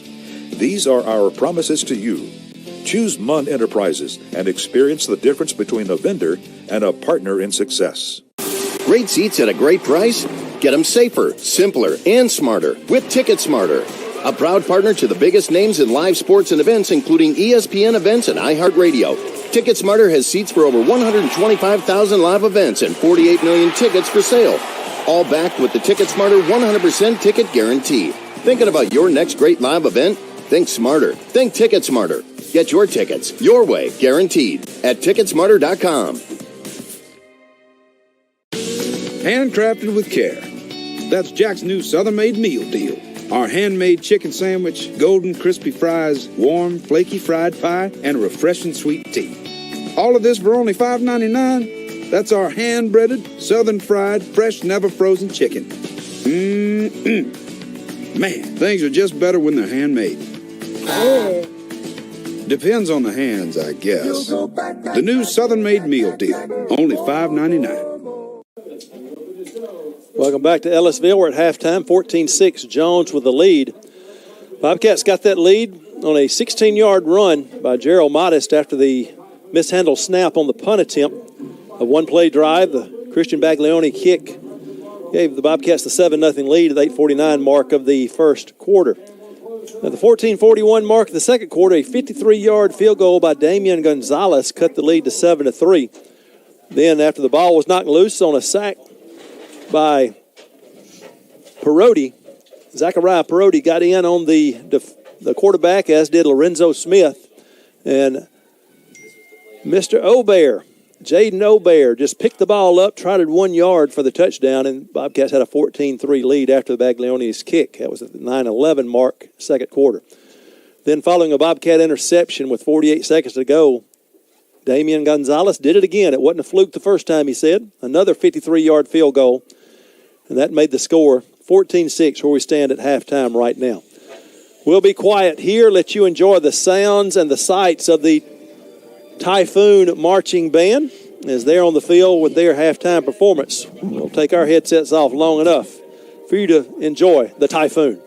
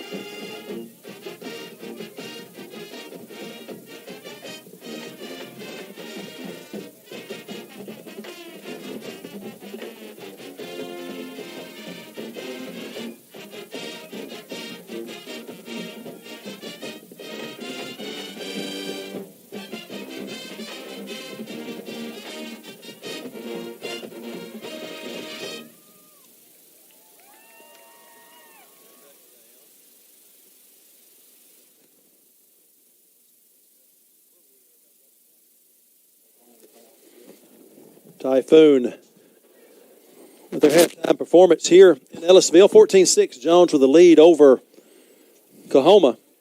Let's take a quick commercial break. We'll come back and talk about this first half some with some stats and update you on scores from around the league as well. Here in Ellisville, it's 14-6 at the half. Back after this, you're watching Bobcat football.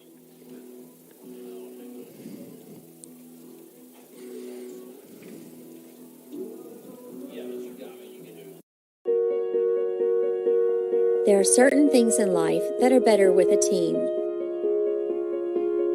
Getting through the hard times. The big moments. Celebrating victories.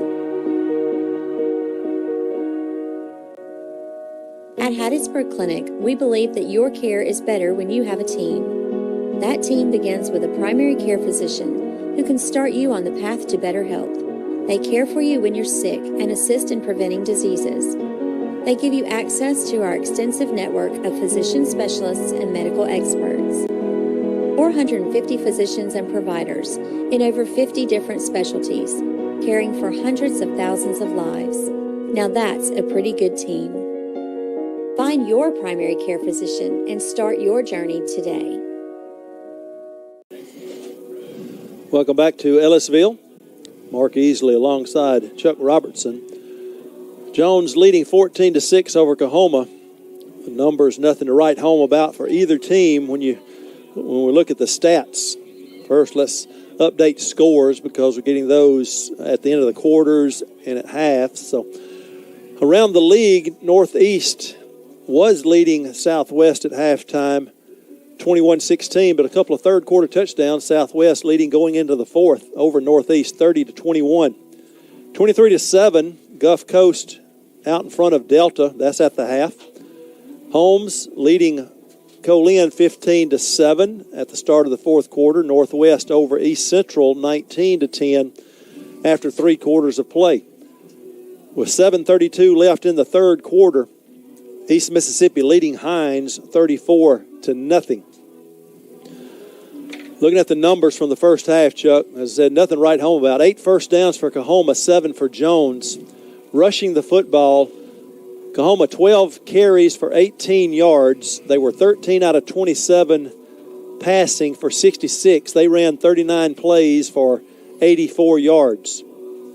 For the Bobcats, they rushed it 20 times for 85 yards. Only 4 out of 10 through the air. Did have that one interception for 25 passing yards. 30 plays for Jones for only 110 yards.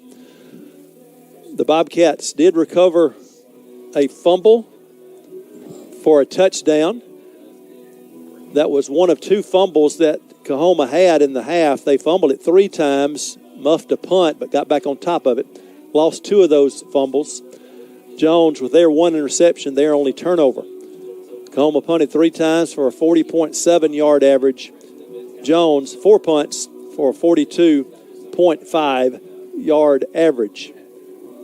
Wasn't a lot of penalties in the first half, fairly clean. 4 penalties for 35 yards against COAHOMA, 2 for 25 for Jones.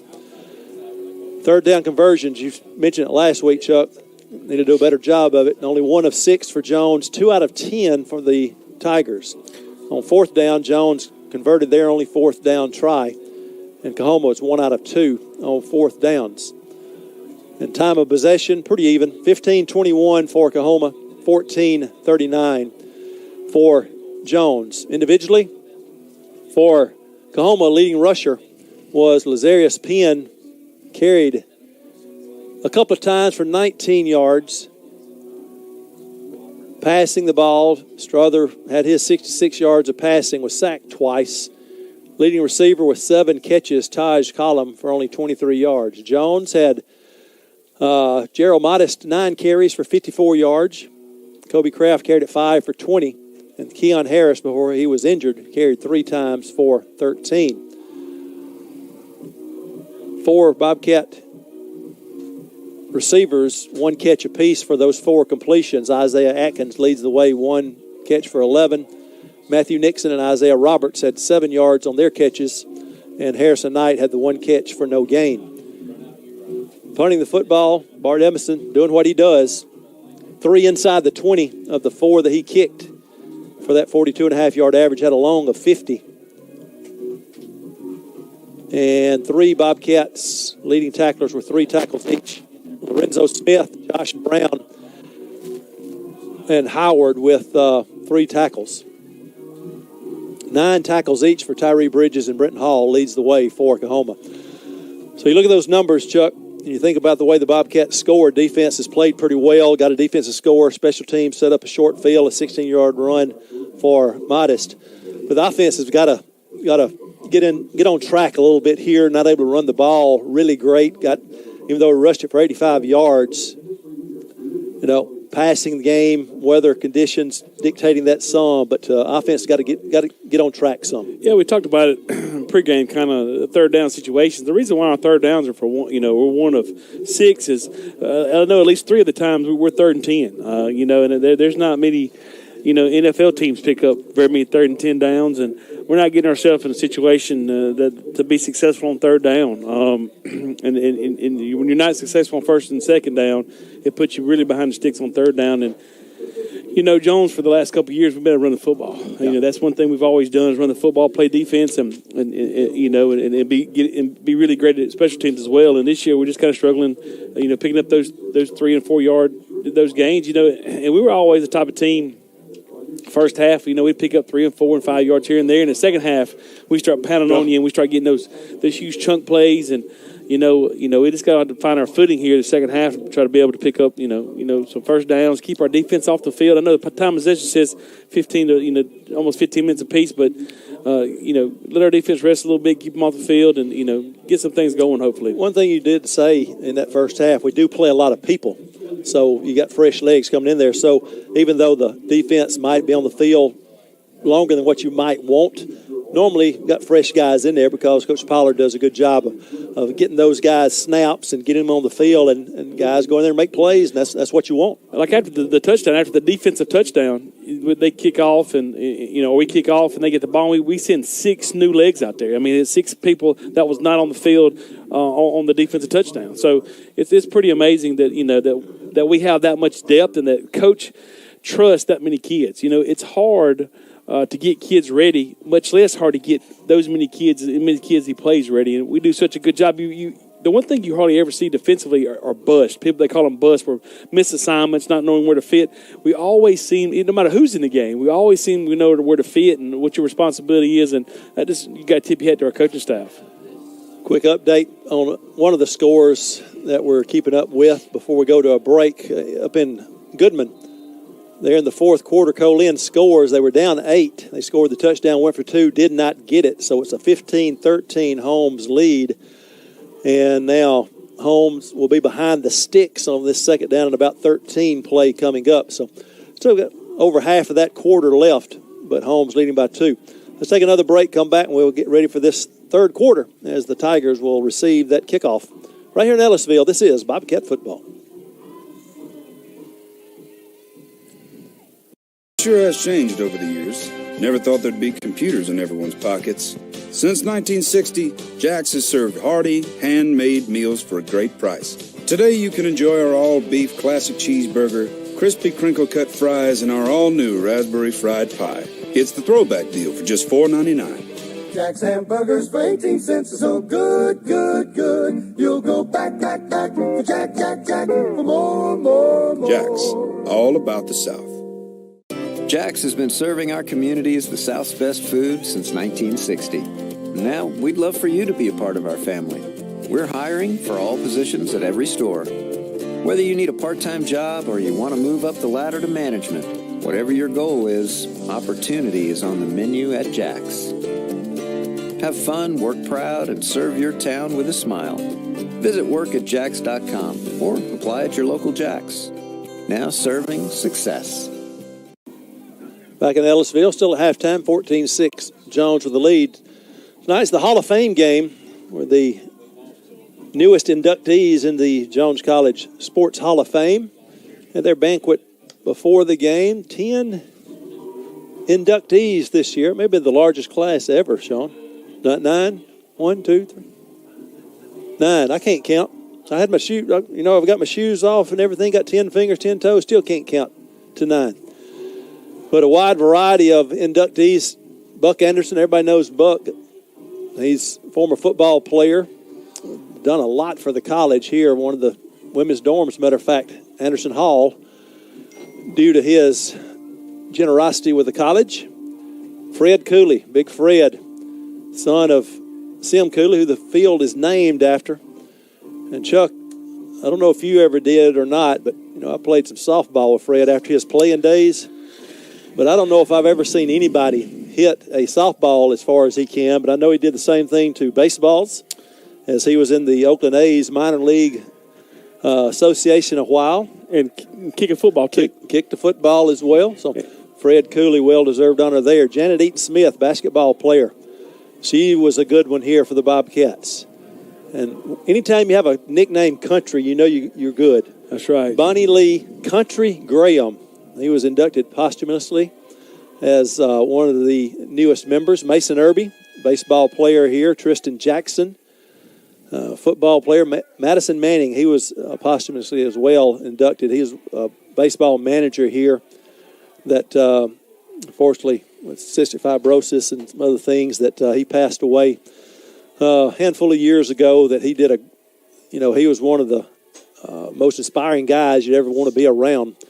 Damon Mason and Mary Kate Skelton, soccer fame there. Mary Kate Skelton was on a championship team here in Ellisville before she went on to Ole Miss and played soccer there, and also had the distinction of being a place kicker for South Jones High School her senior year.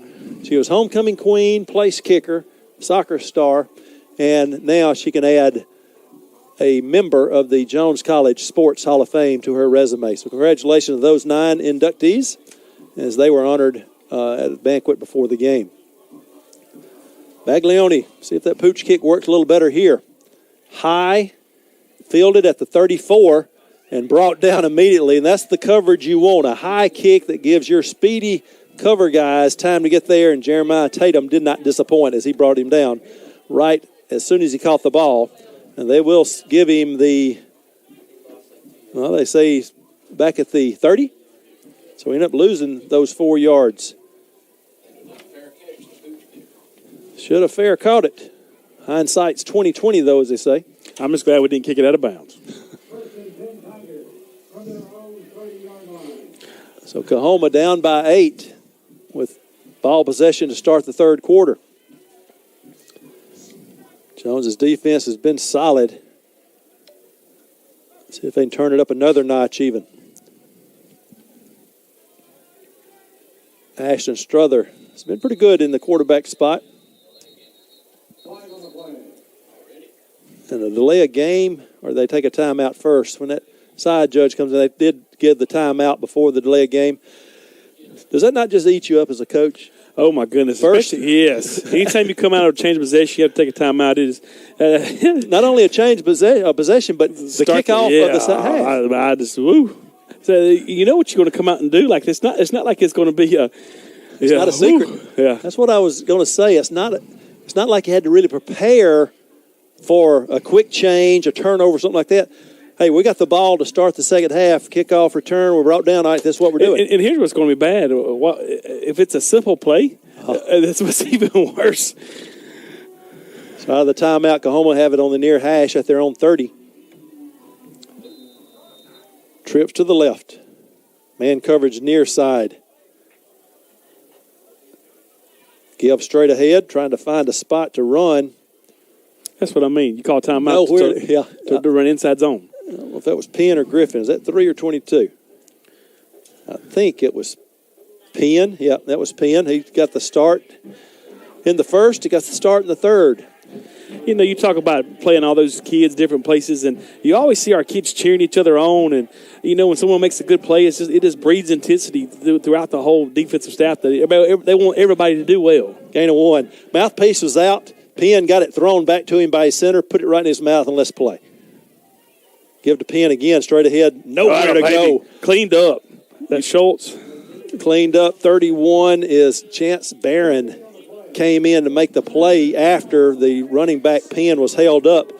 As you called it, cleaned up. finished him off. Yes, sir. And that's what you always hope for is as if you can just get there just in time and he unloads, he comes off his feet right there. No gain on the play, 3rd down and 9. The Bobcats looking for that 3 and out to start the half.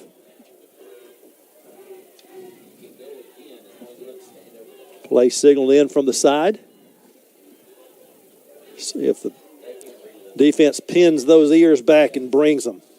Here they come. Jenkins off the left side, swing to the running back pin, and he'll get back to the line of scrimmage, and that's it. Is that number 1 again out there? Yes, it is. Coming off the edge. We have called his name out. Lorenzo Smith all night. Smith. He's making a bid for that big cat of the game with the impact he's had on the defensive side of the ball. 3 plays, nets 1 yard, punting situation for the thicker kicker, Damian Gonzalez. He needs to patent that or come out with it or get T-shirts. I'd buy a T-shirt. Well, Missouri might have something to say about that. That's true. Because I they forgot have about the that. ultimate thicker kicker. Mm-hmm. Play clock to 5. Roberts back at his own 35, flag down on the line of scrimmage. And it will roll inside the 30 and be down at the 38-yard line. If they didn't blow it dead, most of the time that's going to be a lined up offside defensively or not enough man on line of scrimmage or shift. You look at who is getting talked to. Tay James. Talk to was a nice term right there. That was a. If it's going to be offsides, I think, against the Bobcats, it'd be up to COAHOMA to either elect to take the penalty and punt it over or take the punt, and Bobcats start at their own 28. Still haven't seen the signal. I don't. Punt team's coming back on the field. Well, maybe against. So, no, it's against COAHOMA. Good. Well, time you blow it down, unless it's illegal shift or a motion penalty. Even then, though, I never saw an indication. I believe he may be. Here we go. Illegal shift. Well, just listen to Chuck. Hey, man, you've probably seen enough illegal shifts in your coaching career and playing career that you could call it with your eyes closed. I usually do up here. It sounds like I do, I think. Line of scrimmage now the 26. And Roberts moves up to his 38. No rush, trying to set up the return and knuckleball kick. Fair catch signal and made at the 42-yard line. So that'll be about a 14-yard difference in starting field position for the Bobcats thanks to that penalty. So you can start up near midfield. You got to like your chances. 12:26 to go in the third quarter. Jones's defense got the 3 and out. Now see if the offense can get cranked up as Blake Murphy will start this half at quarterback. We're in that end overlook where we've been running a little bit of the outside zone, trying to outman them out here. 3 wide receivers and actually almost a 4th one with the H-back in the backfield to this side. Modest in the pistol behind Murphy. Turn, give to Modest. Getting to that left side, cuts it up, hit at the 44. Fights his way out to the 46 for a gain of 4. Now, we averaged 6 yards a carry. Had the 16-yard touchdown run to get the scoring started, did Modest. But you look at that average, you say, hey, you get 6 yards an average, they need to turn and feed that ball to him a little bit. Yeah, that's one thing that we haven't done the first 2 games, have very many explosive plays. 2nd and 6 after the gain of 4. Modest back in the pistol. Murphy looked like he changed the play. Play clock, plenty of time on it with 20 seconds. Again, turn, stretch handoff to Modest. Got some room midfield. Knocked down near the 46-yard line. Boy, one man away from breaking that one and coming up, making the big hit from his safety position was Marco Tyson to save the touchdown. His big hole there. Yeah, I think Murphy comes up and just flips the play. I mean, I think he was pretty easy. He didn't have to complicate everything. I think he felt like we had him outmanned, and he felt Modest could beat the first guy to the edge and does, and picked up the first down. From the Tiger 46, 1st and 10 Bobcats. Pulling it, Murphy gets around the right edge. He's got some speed. Watch him go. He's inside the 40. Good recognition right there on that read option. He's down to the 39, a gain of 7. Little shifty move there by Murphy. You know, he does a good job of being patient and getting in the hole, but it's difficult to get a good lick on him. He does a good job of getting small and getting skinny and getting down whenever he realizes there's nowhere else to go. 2nd and 3. Calling for the ball. Got a false start, I think. No, Murphy was clapping for the ball. The snap never came. We think the Bobcats moved. And so instead of a 2nd and 3, you're going to look at a 2nd and 8 now.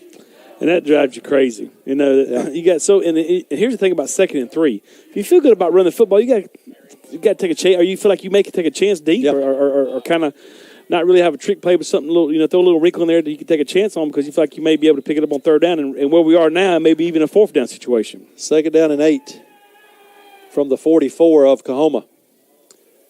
Pulling it, swinging it to his H-back. Good play call. That'll result in a 1st down. Well-designed play right there as Josh White catches the little flip pass and runs it inside the 35 down near the 31.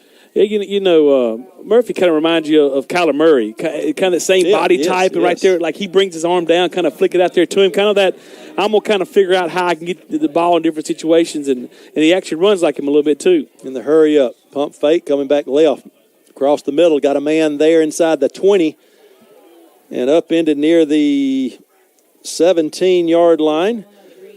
Was Harrison Knight. That's a good job of going through his progression right there. He sees the first one wasn't there, second one there, and he felt comfortable in the pocket. He felt like they can't get to me. He lets the curl come back to him and hits him right between the numbers.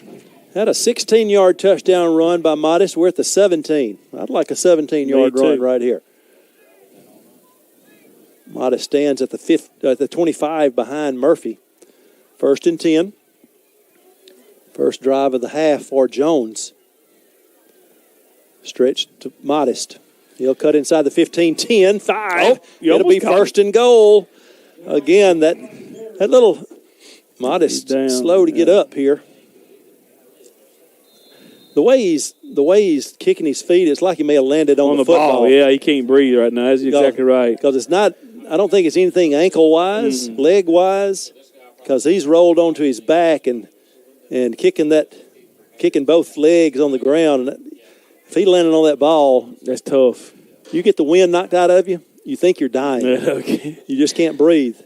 Them lungs won't fill up for you. But a run down to the 5, it'll be 1st and goal. And what's bad is, unfortunately, Jones. You wish you could turn a hand to him again. He's done such a good job of this drive of, with his feet. You wish you could turn and kind of be able to try to get him in the end zone, reward him for the good drive so far. Well, it looks like he falls on like he gets tackled to the ground there. And he's okay as he's jogging up the track. Kobe Kraft will come in for him. From the 5, Bobcats looking for that end zone. Straight give to Kraft. Man, what a move in the backfield to avoid the loss of yardage and gets down near the 2. He could have lost a couple, gained 3. Yeah, right there we go into our jumbo package, or maybe even a fat boy package. You look up and you got 70 playing tight end on one side, and just a good job of a great push on the left side. You're talking about jumbo. Here comes the 440. That's exactly right. Walk in there, baby. Kraft walks in from 2 yards out. The only bad thing for Coahoma running a 440 guy on, not a 4.4 in the 40, a 440-pound guy. By the time he gets on sides, he doesn't have time to get set for the play. And he's out of breath. I mean, that's a long way for a big man to run. He's one of those guys that you use a sundial to do his 40 time with. A 2-yard touchdown run. Coach Dykes used to say you couldn't run out of sight in 2 days. For Kobe Kraft. And the point after coming by Baglioni. Great job of handling the snap right there. That was a good job. But the kick is pulled wide right. Flag on the play. Maybe it's offsides. A great job. I don't know who the holder was there, but they did a good job of getting him a chance to even kick it. Too many men on the field. Well, we got a double number as well. I saw the number 8, and the first thought was Perotti, but I knew that was way too small to be Perotti. It's our punter, Bart Evanston, is the holder. Bobcat's going to go for 2 right here after the penalty. Different body type? A little different body type. That's right. Go back to your jumbo package right there, man. They are. We're staying in the fat boy package. Offense comes back on the field after that too many men on the field against COAHOMA penalty will move the ball half the distance to the goal. So you've got a yard and a half to try to get this 2-point conversion. And going for this, you create a 2-score, 8-point difference, 16-point difference, a touchdown and 2-point conversions each time that COAHOMA would have to get. Yeah, I doubt they get anything fancy here. They finna turn the hand to Kraft. He's just finna bang that thing in. Under 10 on the play clock, down to 5. High snap, mishandled by Murphy. He'll catch it out of the air, turn right side, and that's where the athleticism comes in. No panic. He was able to catch the high snap, and he'll get credit for the 2-point conversion. It was going to be to Kraft on the left side. That's right. Murphy said, I'll take it myself. And the Bobcats lead it now 22-6 with 8:40 to play. Back after this, you're watching Bobcat football. Corner Market is a proud sponsor of Jones College Athletics. Your local Corner Market has been investing in the people, schools, and cities of central and southern Mississippi for 3 generations. Just like the Bobcats, we punch well above our weight. Corner Market has been recognized as a market leader in the Southeast for excellent produce and our outstanding meat program. Plate lunches from the deli are tough to beat, and nothing will set your next special occasion apart as much as a delicious berry bird cake from our bakery. Don't forget about our great seafood department with fresh Gulf shrimp and our unrivaled beer selection either. If you'd like to join the Corner Market team, head over to www.cornermarketms.com and click on the link titled Employment to get started. If you haven't already downloaded the Corner Market app on your smartphone, you're missing out. Head over to the App Store to Google Play today and check it out. You can view the weekly ad and get access to exclusive offers and rewards. Corner Market, a special place to shop. 8-yard drive for the Bobcats, and it's 22-6 Jones. Pooch kick fielded at 25. Running all the way across the field through a couple of tacklers, but man, making the play right there, nearly stripping the ball for the Bobcats. 17. Number 17 is Tay James. I love watching us play. I told you about us special team wise. We're always so sound and well coached, and it's fun to watch us run the football. When you have speed, team speed, defensively, and length, we always are so long. Special teams play, things going to happen quickly, and there's going to be some exciting plays, and it has been on both sides. All three phases tonight. And we call the wide receiver's name that's on special teams too early in the game, 2 keys with the return and with the tackle. I mean, they take pride in it. That's very big. Griffin, I believe, is the running back in this series of downs for the Tigers. Looking to throw. Strother's arms hit a little bit. He does get the pass out. It's caught, and it'll be a first down. Helmet comes off, and they'll stop play right there. Flag comes down. I think it's one of those continuation. When his helmet comes off, he continued to play, and it may be a face mask as well too. It may be a reason why the helmet came off. We came from behind. They're going to call a horse collar. Yeah, they call it a horse collar. But we came from behind and hit the helmet. Yeah, sort of a swiping motion. That's what knocked the helmet off. But they're signaling horse collar. Face. They caught him behind. Yeah, that makes a little more sense too. We swiped it. We just might have got a little handful. Sometimes you get a horse collar, it's legit. You grab them by the collar. Agree. But, when you come from behind trying to make the tackle and you're tough. Basically swinging your arm trying to wrap up and you hit the base of the helmet and it comes off and you get penalized for it. Their coach, their quarterback is just doing a good job of getting the ball out quickly. He did that in the first quarter. We couldn't get to him. In the second quarter, they held it and we started going a little press man action. Couldn't get off the line of scrimmage and able to get to him. So that penalty will move the ball in Bobcat territory to the 44. Again, looking to throw the quick bubble screen near side. Again, the Bobcats run to the ball. Not bringing him down, though, breaking a tackle inside the 30. Had him wrapped up and just did not finish the play. And a good job there by Nick Taylor as he was able to maintain his balance and carry it all the way to the 25. Had him for a 3-yard gain. Hey, and you just got to tip your hat to the kid. He kept playing to finish the play, and we just couldn't get him down. So, again, a fresh set of downs. Trying to answer quickly are the Tigers here, down by 16. Play action, pulling it to Struthers. Nice job there, faking out our defensive end there. And he'll carry it down to the 19, it looks like. Gain of 6. And unfortunately, the athletic quarterback's always supposed to be able to.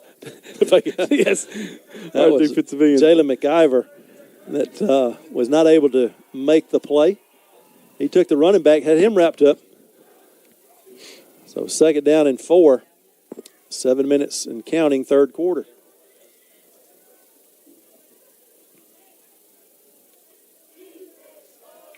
Play action, quick throw. Caught, but hit immediately and brought down is Rinkin.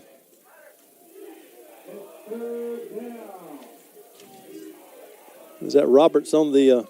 Can't tell if it's Howard or Roberts. I think it's A. Roberts, 22. It's tough with those jersey numbers. He has been... No, or is it 26? I think it was 26. It is 26. Yeah. You're right. Correct. Dontavius Howard with a nice wrap-up and tackle. 3rd and 2.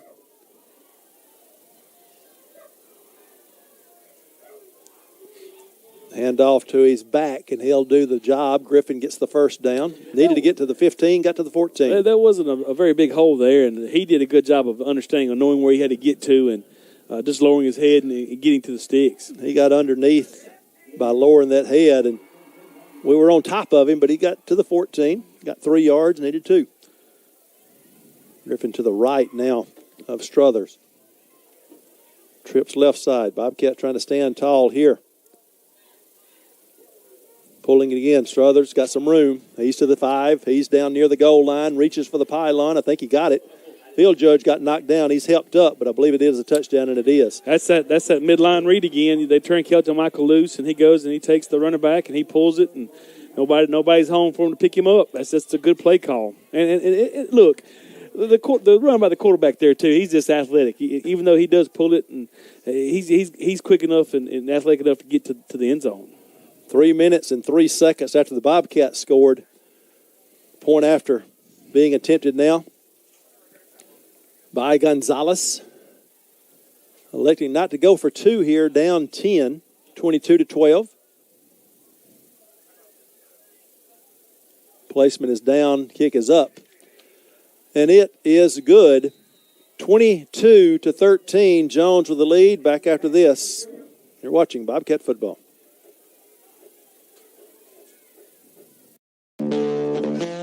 Located at 801 Highway 11 South in Ellisville, near the Jones College campus, Swamp Shack Barbecue is serving great barbecue to a great community. From our sliced-to-order tender brisket, pulled pork sandwiches, and our one-of-a-kind slabs of baby back ribs, Swamp Shack BBQ serves up quality and creativity that is matched by no other. Come try one of our unique salads or loaded smoked potatoes. Our fresh sides are delicious, and our sauces are made in-house. Need help with your upcoming catering event? Swamp Shack can provide what you need. Visit swampshackbbq.com for our easy by-the-pan pricing, and we'll special tailor a menu to make your event the special day you deserve. Follow us on social media for daily menu items and special features. Call us at 601-349-4001 or visit swampshackbbq.com. Swamp Shack Barbecue. It ain't just food, it's culture.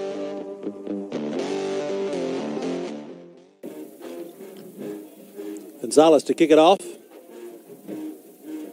He'll boot it to the left side. Moving over as Roberts fields it near the 15. He's across the 25, 30. Breaks a tackle at the 35, and he's out across the 40. Brought down near the 45. Great return there by Roberts. He did a great job being patient right there. I thought there was a couple of chances for him to kind of hit a gear and go. He just stayed behind his blockers and kept getting the gaps, and they would pick up a huge yards for a great starting position. Line of scrimmage, the 44. Got the running clock in Raymond, 43-3. East Mississippi leading Hines. Less than 2 to play, 15-13. Home still leading. Colin with the football. First finals in. Northwest hangs on and defeats East Central 22-17. Kraft takes the handoff. Finds a little running room before he's stuffed. He'll gain close to 3 out to the 47. It'll be 2nd down and 7. You know, kind of like last week, Delta did a good job of closing those holes once we got up. There's actually a pretty good running lane there, and he gets in there, and they just have somebody come off and able to make the tackle, get him down before a big play is made. Itawamba adds a touchdown in the 3rd quarter, leads Pearl River 10-0 after 3. Murphy, still your quarterback here on this drive. And turn, give to Kraft. Run. Patient. He gets to the edge. Gets out near midfield. It'll be 3rd down and 4. If he sees that a half second sooner and can press that edge, he thinks there's going to be a cutback. He is running with the way the play is designed. And once they mash that outside, if he sees that outside edge just a step sooner and he can outrun that guy, he's going to pick a big play. And he will get better at inside zone. Coming from Taylorsville, there's not a whole lot of inside zone ran there because you have so many kids going both ways. He'll get better. His vision is really good. To never have that and play that, his vision is really good. So a possession play here for the Bobcats. 3rd down, 4. Ball right at the midfield stripe at the far hash. Tight formation, 4 receivers. Murphy to throw, pressure coming. Steps up, eludes it, comes left. Still scrambling, throws it. Looking for his intended receiver there, who was Untrail Pinkston. But that sidearm throw. I would say I want to see the replay because I don't remember how he even got that ball out. He was scrambling, had an initial time, but then once he was flush in the pocket. And I think he makes the right decision by not taking off because I think he's going to get tackled. I think once he sees those people come off for the wide receivers, he thinks I got a chance to throw it, and there's just nowhere for him to throw it, and there's nowhere for him to run. It's just a smart decision by him to throw that ball. And I don't know if he's throwing it away or what, but to get that ball down the field. Brandon Johnson, the return man now for COAHOMA. Wobbly kick will hit at the 25, take a Bobcat roll inside the 20, and be down near the 18. So another punt, no return for COAHOMA. That is down inside the 20, so Evanston does his job. A 32-yard punt. 3:49 left to play in the 3rd. What kind of adjustment Coach Pollard has right here?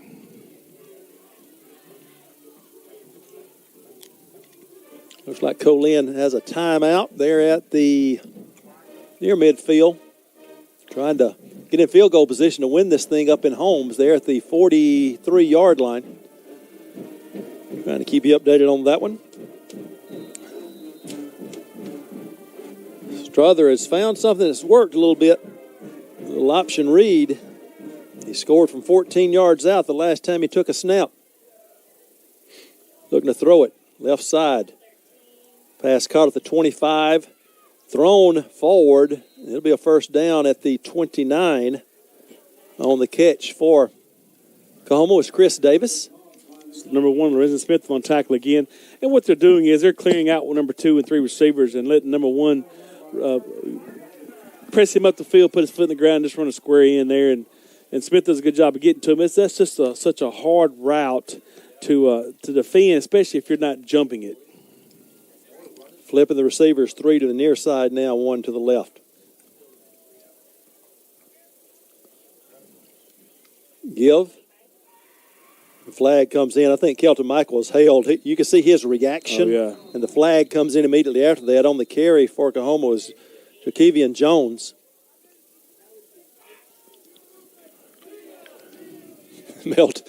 Kelton, you watch him. He's just sort of pounding his fist on his thighs. He is upset. So here's what he's got to understand, too. Unfortunately, he's going to be the one they hold. I mean, if Georgia's recruiting you and you're supposed to be one of the top 5, one of the top 5 defensive linemen in the nation, and you're going to get held, buddy, unfortunately.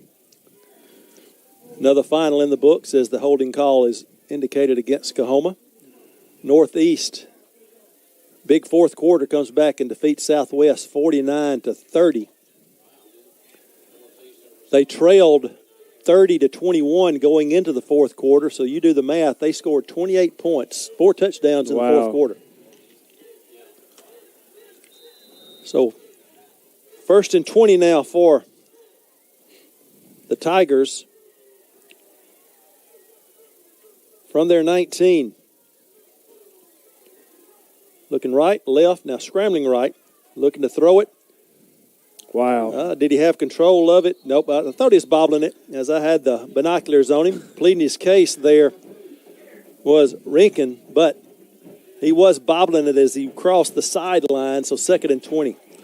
Good job, the quarterback, of kind of pumping it to begin with and throwing it out there a second time. But and all we did there was we just dropped and we're going to keep them in front of first down markers, and it's okay to catch the ball as long as you keep them in front of the first down markers. So 2nd and long for COAHOMA. Looking across the middle, catching the ball at the 25, dodging one man, getting across the 30, and finally brought down there is Collum.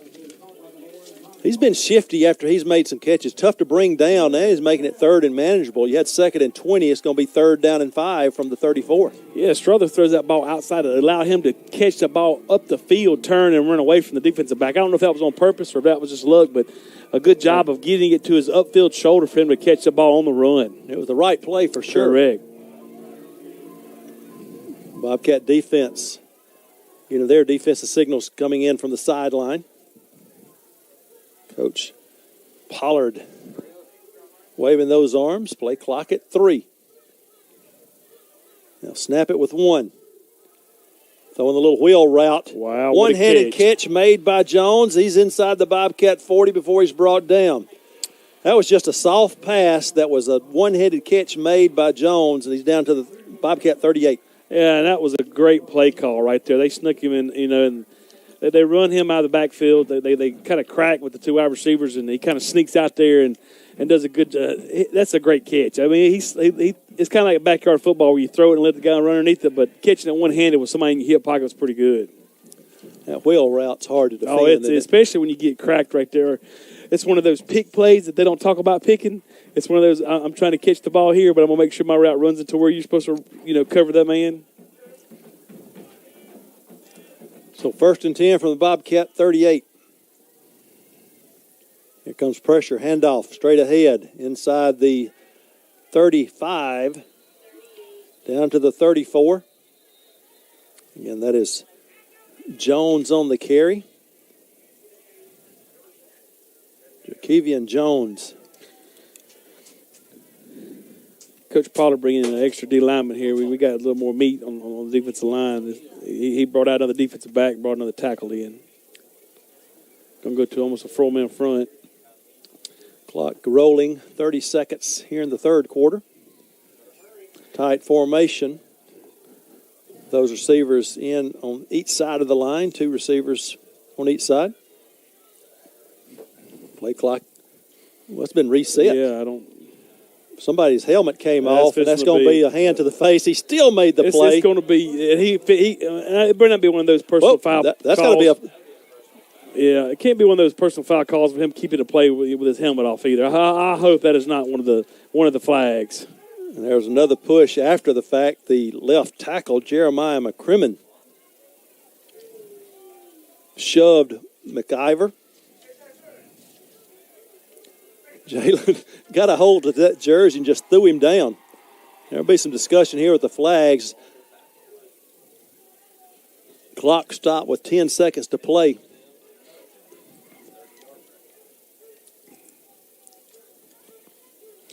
The first call is going to be the hands to the face, correct? Yeah, they knocked the helmet off of Jalen McIver. And then now the second flag that came in, like you said, if you continue to play with your helmet off. Yeah, I know it's for safety and this and that, and sometimes it's hard to tell a kid to stop. What's he going to do? Take a knee in the middle of a play? Here comes the indication from the white hat.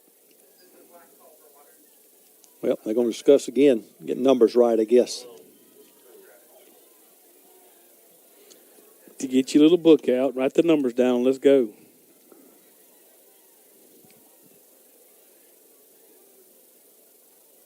The tackle was made, the sack was made back beyond the 40. But now we got to see what the calls are going to be.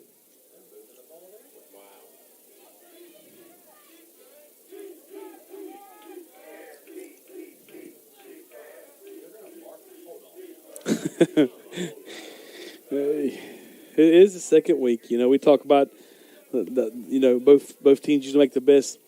They fix things between the week 1 and week 2, but unfortunately our crew is not. Hey, If you're on the sideline and this is happening and you're coaching, I'm losing my mind. I'm glad that I don't have to do that no more. You're going ballistic. I know you. Oh my God! I just don't. Especially, it's a tight ball game. I mean, this play may be huge. It should be third and what? Third and a country mile. What it should be. And we're fixing to move the. They're still discussing it. It's unreal. I don't know if they're having trouble with it. If one of them was a dead ball foul, like marking off what, and then it's going to be a dead ball, and then. But even then, it shouldn't be that difficult. Well, one of the dead ball fouls ought to be their tackle pushing our guy right there in front of everybody. Now we might finally be able to hear something. Let's see what we got. We're illegal participation.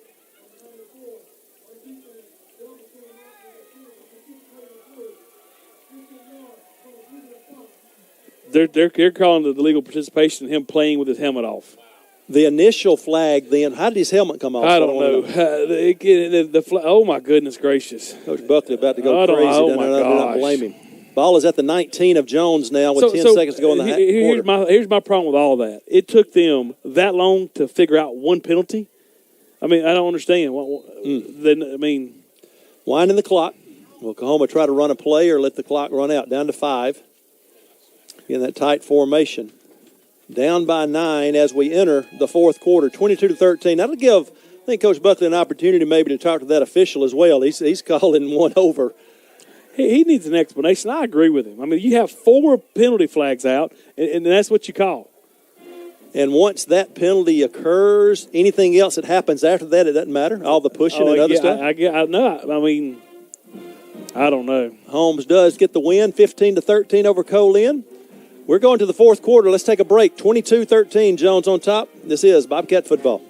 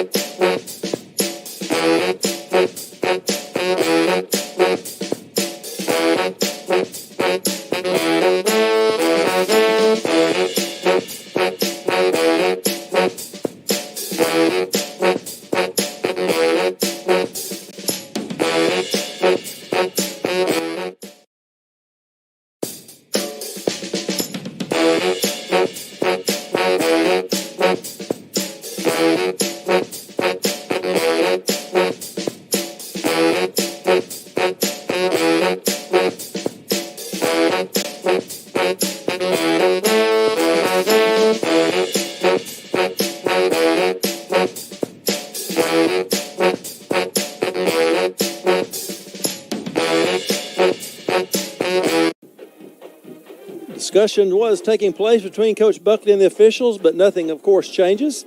We're at the 19 as we've swapped into the fields, and COAHOMA has it 1st and 10, down by 9 with 15 minutes to play.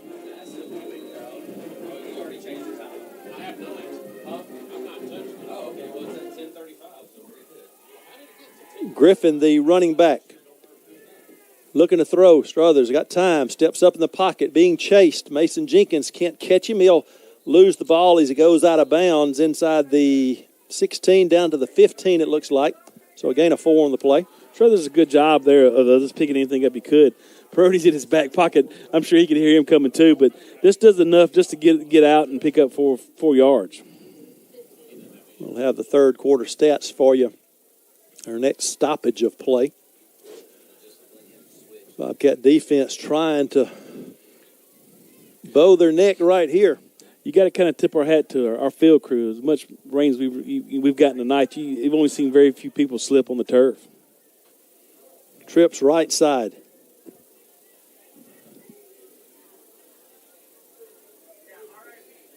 Struthers gives to Griffin, and he's hit immediately. Shooting the gap, coming in there defensively for the Bobcats. Dropping him for a loss was Kenan Lofton. All the way back to the original line of scrimmage, the 19, so 3rd down and 10 now. Good job there of recognizing that. He was trying to pull it, and he almost tries to wrap up both quarterback and running back. Didn't let either one of them get free. New running back in is Jakevian Jones.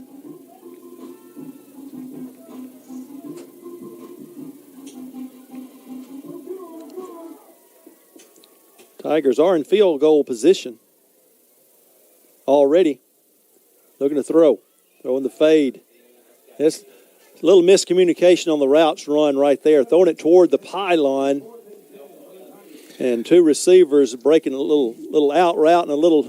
It was supposed to be a scissor route. One run the post and one run the corner. And instead of the corner being run, he runs the out. And that's right. That was a perfect throw. The pylon was wide open. He's made 2 from 53.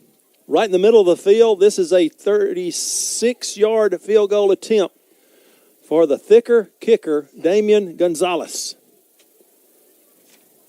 Trying to make it a 6-point ball game. Placement is down. Kick is away.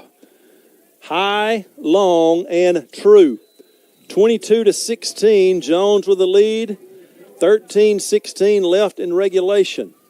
We'll be back. This is Bobcat football. Robin. And I'm Chris. And according to Mama, we're brothers. Clearly. At a firehouse table just like this, we learned about the tradition of great food and lots of it. From the start, every firehouse sub has honored our firefighter roots. That's right. Take the hook and ladder sub, loaded with turkey, honey ham, Monterey Jack, steam heated. It's the sub that started the fire. And now, the light version. Only $5.49, just 450 calories. Perfect for you, Robin. Why are you looking at me? Firehouse Subs, founded by firemen. Welcome to Flavor Headquarters. Welcome to Firehouse Subs, where we pile on so much steaming hot premium meat and cheese, it's way over code. Guaranteed delicious. Firehouse Subs start at only $5.49. Try the Firehouse meatball today. Best meatballs and marinara anywhere. Believe me, we've looked. Made even better with Wisconsin provolone cheese and Italian herbs. Try one today, only at Firehouse Subs. One bite, one taste, you're hooked. Gonzalez with the kickoff as the pooch near side. Roberts makes the catch at the 22.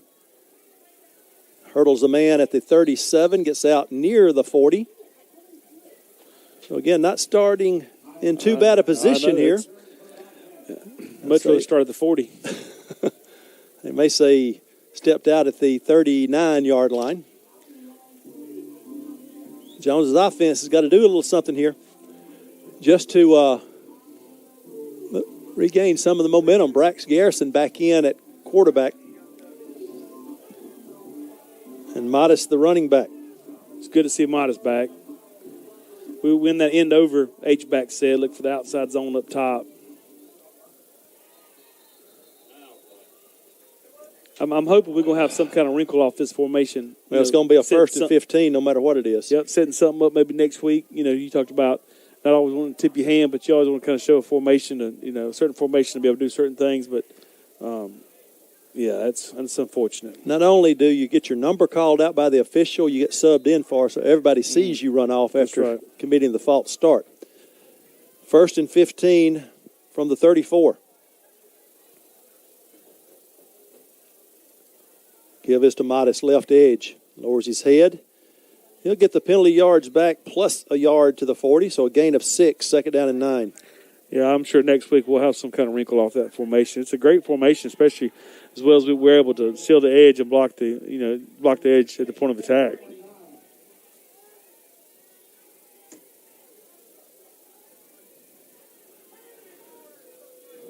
H-back to the right side this time. Two receivers on the short side of the field. Play action, looking to swing it to your H-back again. Same play that worked for the first down.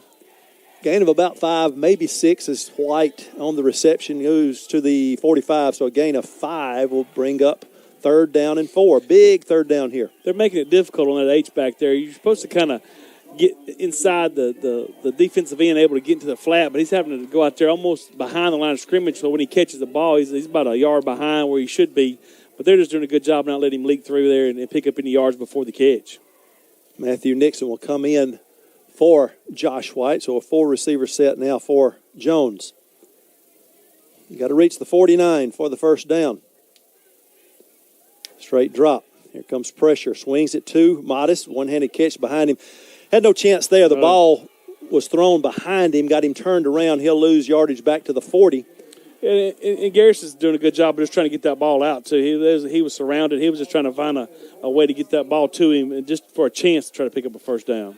Now, the pressure made Garrison drop his arm angle, right, which caused the throw to be behind Modest.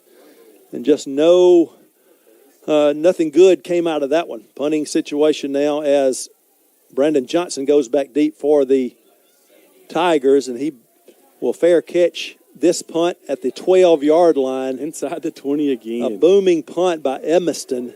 A 48-yard punt, no return. Booming punt is correct. Now Jones's defense got to be challenged a little bit. 22-16. A lot of time left, 11-11, but sort of an uncomfortable feeling here because you look at the stats, Bobcats have been outgained through three quarters, 200 yards to 179, 154 passing yards to 52. We've outgained them on the ground, 127 to 46, but they've had some nice little running plays, one of them a scoring play by their quarterback, Ashton Strother. And unfortunately, the two scoring plays, were helped by the penalties there. The one before on the scoring play, they have the 15-yarder and we don't tack them on the screen, but they're doing a good job on the opportunities they have whenever they have them. Penn, the running back. Comes lunch meat. Give is to Penn. He'll be hit and driven back after he gets out to the 15, so a gain of, I guess they started it at the 11, gain of 4. That's just inside zone there, and Lunchmeat does a good job of making him have a tough cut. He gets up and retreats, but, picks up 4 before he's able to help with the tackle. 2nd and 6. Home in no hurry. They've got the game right where they want it, within one score. And the football. With 10.5 to play in regulation. Looking to throw the fade.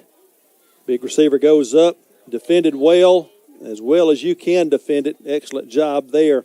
Breaking up that pass by Dontavius Howard. We've called his name a couple times tonight. He's done a good job. There was no chance of him catching that football. He's in his hip pocket and jumps with him and just does a great job. Chris Davis, 6-footer. Howard, 5'11", so no size advantage there, and had perfect position to break it up. The biggest thing that helped us there was the press man at the line of the scrimmage. He don't let him get a free release there, and he's able to run with him step for step. 3rd and 6 now. And when I say press man, I mean he is in his grill. Penn to the left of Strother. See if the Bobcats bring pressure. Bring 3. Pass is behind the intended receiver, trying to run that little in route from the wide out spot. Rankin not able to hang on to it as the ball was behind him. It's about time he made a bad throw, especially on 3rd down. Get him off the field. Good job, defense. Now what the Bobcats need is a great punt return here. Zay Roberts will go back just beyond midfield. Ball will be snapped from the 15. Gonzalez, after the first couple of punts, has been handling the punting duties as well. Now Roberts walks to the plus side of the 50 at the 45. He's hit a couple of knuckleball punts already. See what this one is. Another short end-over-end kick. Roberts got a chance to return it. He's coming back near side. Cuts it up inside the 40. Gets to the 35, 30, 25. Steps out of bounds, shy of the 20. Good job of the Bobcats not blocking in the back, but by Roberts not leaving them into that block in the back because he cut it upfield. Exactly right. And patient by him. Let the block set up. Like you talked about, that's huge right here. We got a chance, even if we don't get, kind of spin our wheels here, we got a chance to pick up some points. They were punting away from Roberts to the right side. The punt return was set up to this right side from the offensive end, our side. And all the cover guys came this way, so Roberts had free reign to go pick that ball up. That's what I didn't. Yeah, no one's even close to him. They didn't cover where they punted the ball. They followed our return team. Murphy back in as your quarterback. Turn, give to Kraft. He'll break it inside the 15 man. And one man away from going the distance. He's gained 6. It'll be 2nd down and 4. You can see him from last week to this week. He's starting to feel a little more comfortable there. Once he turns and hands him the football and he sees the hole he wants to go in, he has a gear. No, ideally you just want to grind this thing and get a touchdown out of it. You're leading by 6 with 9:40 to play. I promise you that he's not worried about grinding. He wants them 6 points. If he can get them now, he will. But like you said, though, we need to take some time off the clock if we can. Second down, 4. Well, Kraft, nowhere to go, dances his way, but brought down at the 16, a loss of 2. Kind of the same situation last week. Whenever we get in here tight and they put a couple extra hats in the box, we just haven't been able to pick them up like we should, and it's just tough. A 2 tight end set coming in. Josh White, who normally is listed as tight end, been lined up in that H-back position most of the time, and Cam McFarland comes in as well. He'll line up as the tight end. White in the backfield with Kraft and Murphy. 2 receivers near side. Turn, give to Kraft, just straight ahead. And when that big son of a gun there, 420-pounder. You just hope he don't fall on you when he tackles you. Gets a hold of you. That's it. So it looked like you're just trying to set up running that left side where you want it. And if you pop it for a first down, that's great. But you run to the left side with a left-footed kicker. Coming on, Christian Baglioni. It'll be from 34 yards, far hash. Out of the hold of Bart Edmiston. Bobcats need this one to make it a 2-score game. Did he get offside? I believe they did. Yeah. The kick is up. Kick is good. Now, I don't think you take the points off because it's not going to be a first down, and you're not going to go for it, I don't think, on 4th and a long 2. So I think you leave the points on the board. We'll take the penalty on the kickoff. That's exactly right. So Bobcats get a big field goal after the great punt return. 8:07 to play, 25-16. Back after this, you're watching Bobcat football.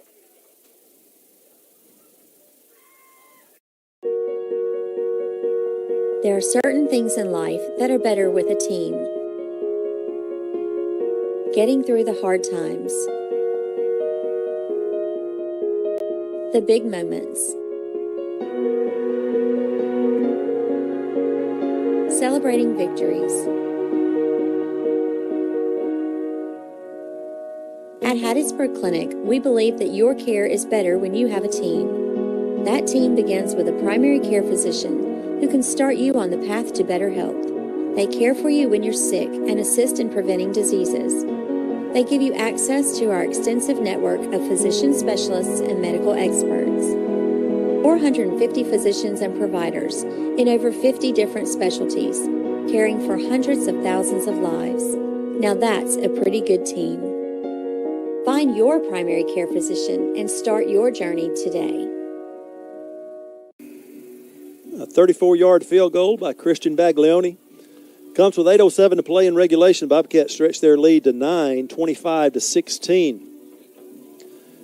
Baglioni will tee it up on the near hash at the 35. Yep. Previous kickoffs are any indication, be a pooch kick to the far side.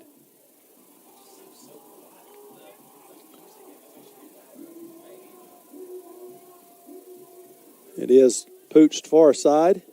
It'll be fielded by Penn at the 25. He's across the 30 and hit at the 35 and wrestled down. A couple of Bobcats in on that tackle. Getting off the bottom of the pile is Rashad Williams and Tay James. Some pleasantries being discussed over there as well. The Bobcats get out of the huddle and come back across. So a 2-score game. That was a big field goal, Chuck, and that's what you want. After they cut it to 6, you even though you didn't score a touchdown, you got points out of that good field position to get it back to 2 scores. Tonight's been one of them nights where we find ways to score, and it hadn't really been offensively. You know, right there, that was set up by defense holding them, kind of pinning them back a little bit. A great punt return, and special teams kind of led us the way there. But on nights where you're kind of sputtering offensively, you have to play well defensively. You got to find different things like that to be able to score points.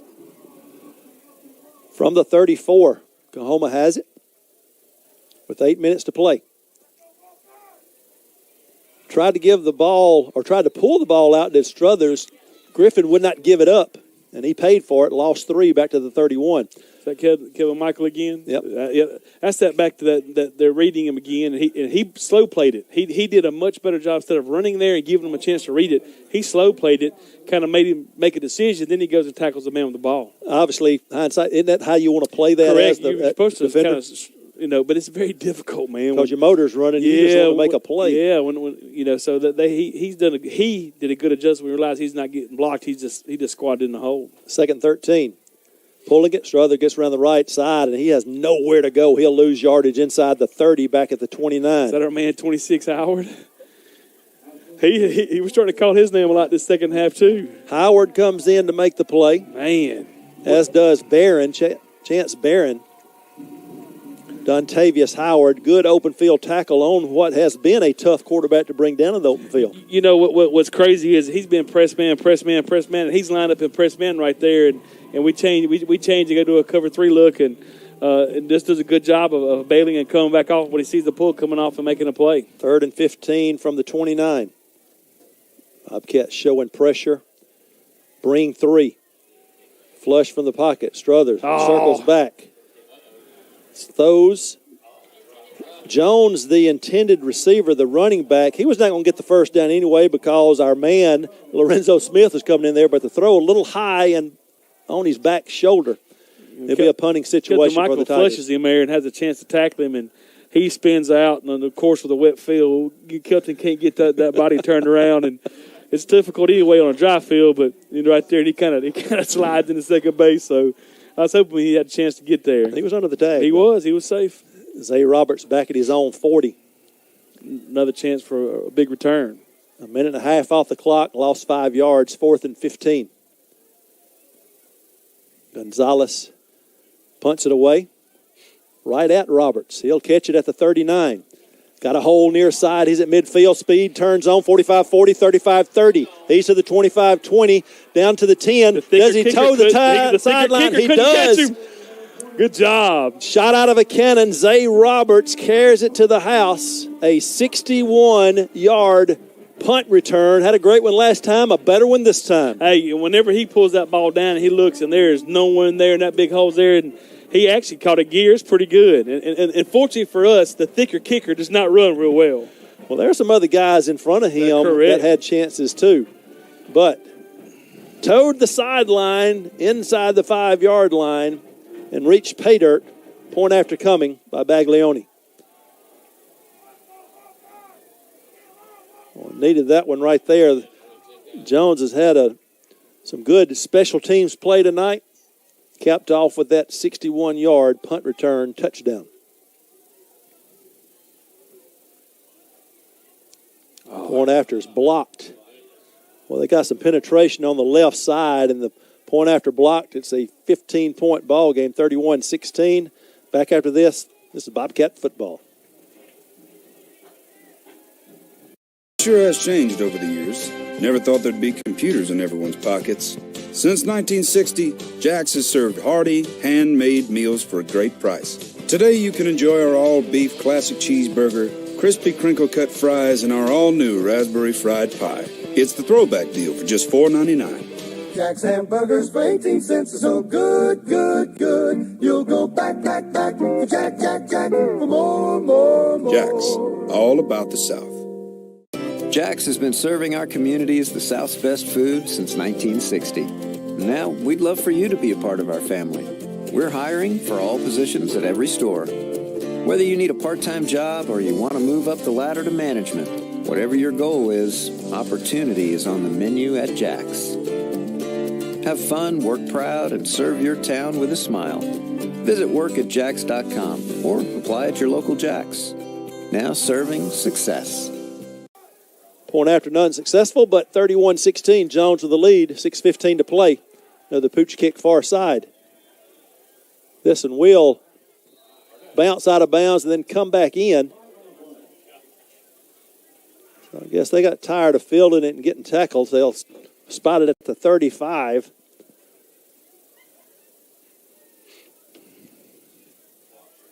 You know, that's just what I was going to say here, Kevin. Hey, 2 seconds ran off the clock. It was 6:15. That's them second sales from the first quarter where they wouldn't run it. They need to run it some more. It's a long twist, 9:40. We still got 6 minutes to play. Back, it's been a number of years ago now that they had. I think it was 1 year they had the rule where when the ball was kicked, the clock started. I think it only lasted 1 year because I thought that was the craziest thing, and they changed back to the old rule of once it's touched and returned by the return team, you start the clock. Bobcat defense right back on the field. Swings it to Penn. He can't catch the ball. Maybe. Yep, I think got so a little too. Alligator arms. Yeah. And coming up, ready to deliver the blow was Jonathan Wiltz. But don't you like it when a running back drops the ball and then he gets into the face of the defender? I like the fact that he dropped the ball and he looked straight up like, hey, don't hit me. I ain't got it. Wiltz staring him down, and then Penn trying to hold his own ground. But, hey, you dropped the ball in the wide open field. Not a lot to be said there. 2nd and 10 from the 35. Penn out. Jones in. Throwing far sideline. A little pump fake, stop and go, but the throw a little too strong there as Nick Taylor not able to catch up with it. They're going to call a holding on the young man there from COAHOMA. He was holding, but our defensive lineman picked him up and bull rushed him and almost picked him up and pinned him. Like, it was pretty impressive right there. Like, he was not worried about getting to the quarterback there. I think that may be Kinlaw. I'm not sure, 98 maybe. Yeah. But yeah, it was pretty impressive. Javion Lindsay, helmet came off, so he has to come out for a play. Kinlaw, so maybe follow Jones football. That name is familiar. Javon's younger brother. Yeah, he just steamrolled that right. And that poor guard. Right guard gets a holding call, and he had no chance. 3rd and 10 from the 35 after the declining the penalty. There he is again. Ball's loose. Kinlaw, speed rush off the left edge.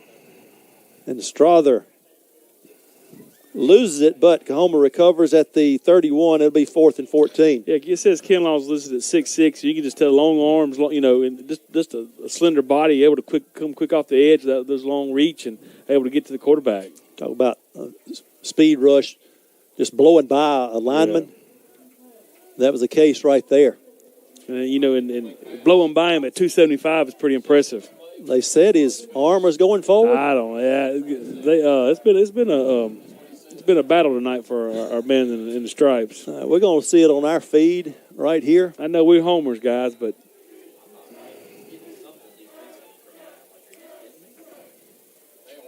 oh no, that arm wasn't going forward. That wasn't even close. Whoa. Kinlaw got robbed of a sack. Gonzalez to punt it away. High snap pulled down. That deep snapper, better job of covering right here. He's down there in the face of Roberts. Fair catch made at the 29.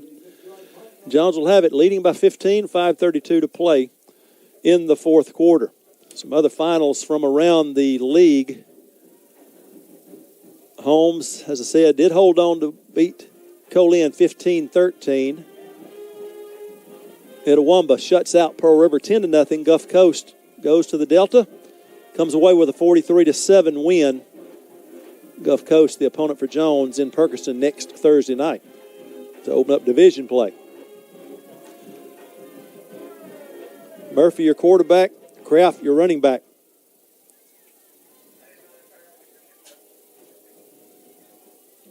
Give to Kraft. Running downhill defensively, nowhere for Kraft to go. He'll gain a yard to the 30. Unfortunately, we had a misassignment up front. We turned the defensive end loose. I don't know if it went the wrong way or just a blown assignment there, but Kraft comes off the edge right to his heel. When you take the handoff and the defender's on you 4 yards deep, it's tough. But he's able to still get a yard. Yeah, he's still back to the line of scrimmage. 2nd and 9 for Jones. Again, they will be in no hurry. Under 5 to play. Kraft left side. That's a good read, turning it up, getting across the 35 to the 36. Tried to bounce it all the way outside, but saw the opportunity to put a foot in the ground. Gained 6 yards, 3rd down 3. Yeah, that was the power read right there, and he did a good job of getting upfield. Got a COAHOMA player slow to get up, right at the point of the tackle.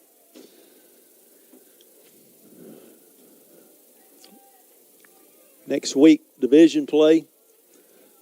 No matter who you play in the division, it's a tough task, but especially when you draw Gulf Coast for the first week. You're taking Gulf Coast in the first game at their place.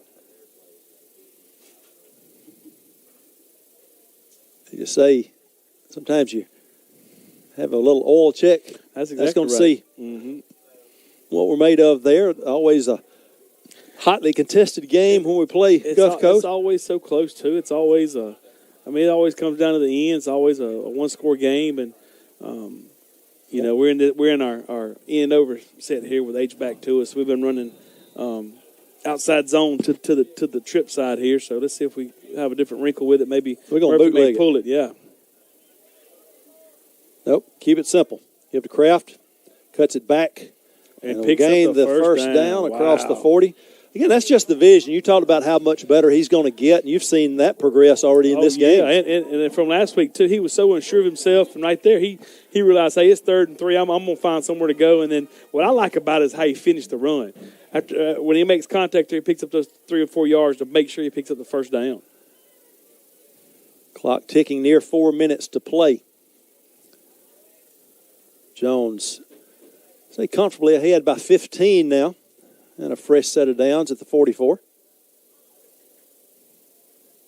Bootleg, rolling right side, looking to throw. Murphy slings it. Wow, what a throw. Boy, it was right on the money, but again, maybe a little slick football, but Isaiah Atkins not able to hang on to it. It would have been a first down.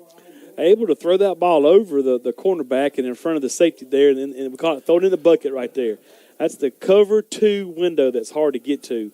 When you have a cornerback, you got to throw it you can't throw as much air under it because the safety can get there, the cornerback can drop to it. And he did a great job of throwing it on the dime there. Just unfortunately couldn't with the conditions, not able to hang on to it. So 2nd and 10, clock stopped. 3:46 to play. Straight give to Kraft. He's hit at the line of scrimmage. Gains a couple to the 46. It'll be 3rd and 8.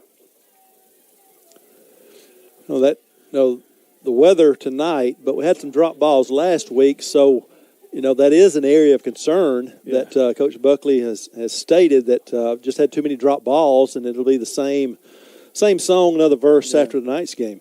Yeah, and like you said, the weather conditions does not help, but we did drop a couple of balls early on that would have helped with some drives. And I like our receivers though. They run good routes, they have speed. And they block their tail off, too, out here. And they make tough catches, too. Sometimes it's the ones that they may relax too much on. That think too much. Dropping. Pulling it. Murphy lost it. Picked it up off the ground. Play is blown dead. He's hammered back near the 35. He'll lose yardage to the 42. We're lucky to jump back on that football right there. Sometimes that ball hits the ground. It takes crazy bounces. It bounced right back to Murphy. To be the oval shape, it sure does. Timeout's going to be taken by COAHOMA with 2:40 to play. They're down 2 scores, so they're getting the ball back. So Evanston looking to get another good punt away. Wind at his back like he needs any wind-aided punts. He'll be punting from his 42 when we get back to play. Has he down everyone he had tonight inside the 20? I think he has. Yeah, and only one was returned, and he was tackled inside the 10 at the 8, I think, if my memory serves me correctly. Caught on the 6. And that's the the first one we had. We drove him back. I watched the replay there. That's a little. I know that they're trying to let the clock run out, but they ticky-tack fouls all night, and they kind of hit him as he's on the ground. Yeah, especially late in the game, you don't want to get your quarterback hurt on the darn something like that. So Evanston will look for a good snap and a clean punt. You look for COAHOMA maybe to bring some pressure right here. Back deep is Brandon Johnson at his own 12-yard line.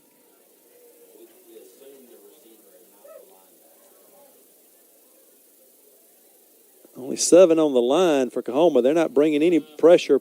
Flag. We jumped. Thrown. Whistle blows the play dead. And that's been a sort of a sore spot tonight.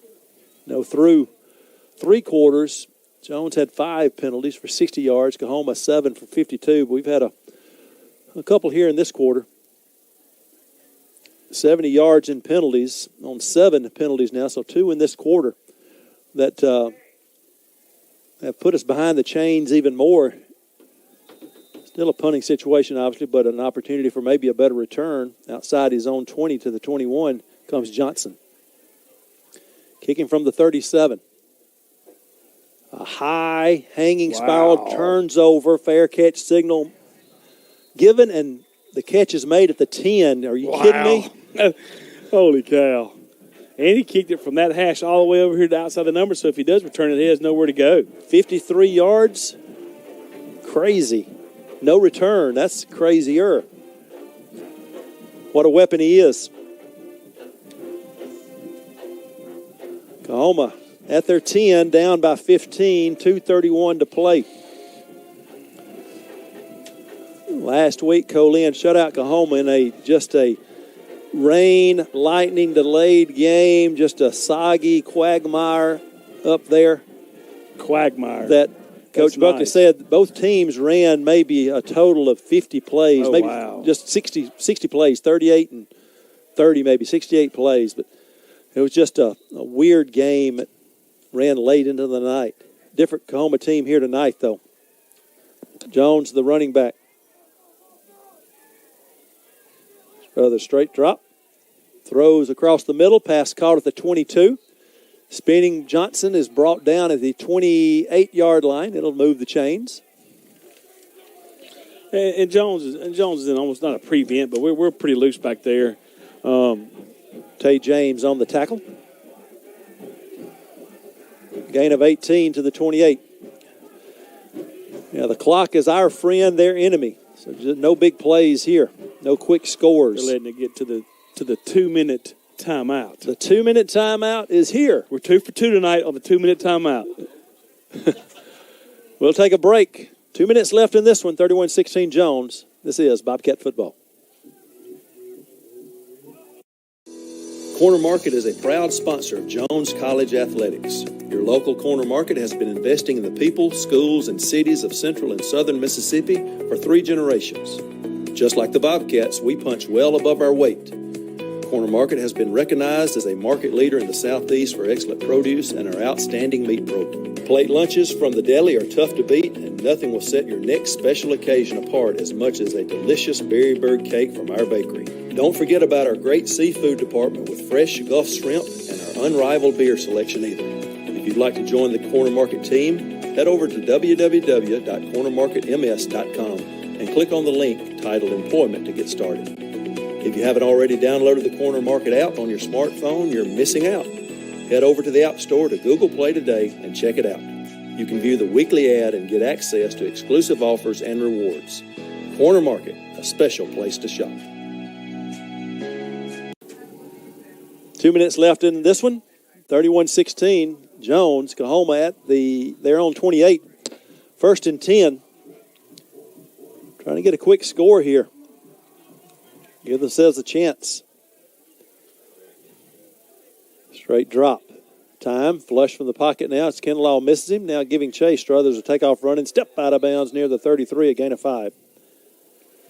Well, Kinlaw sort of frustrated with himself there. He had an opportunity, but Struthers able to elude his rush. Yeah, and Struthers done it all night. He's good at that and understanding if those eyes in the back of his head and understanding when he feels pressure and he's just quick enough, fast enough to be able to get out and pick up yards with his feet.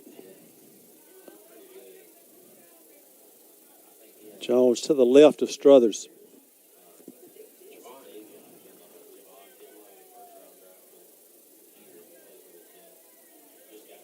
Looking to throw right. Fires it. Well, a good job of dropping back from his linebacker spot there. Defending was Cam Toney. Intended receiver was Taj Column. And getting it over that linebacker's head was way over the receiver's outstretched arms as well. 3rd and 5. Clock stop, minute 50.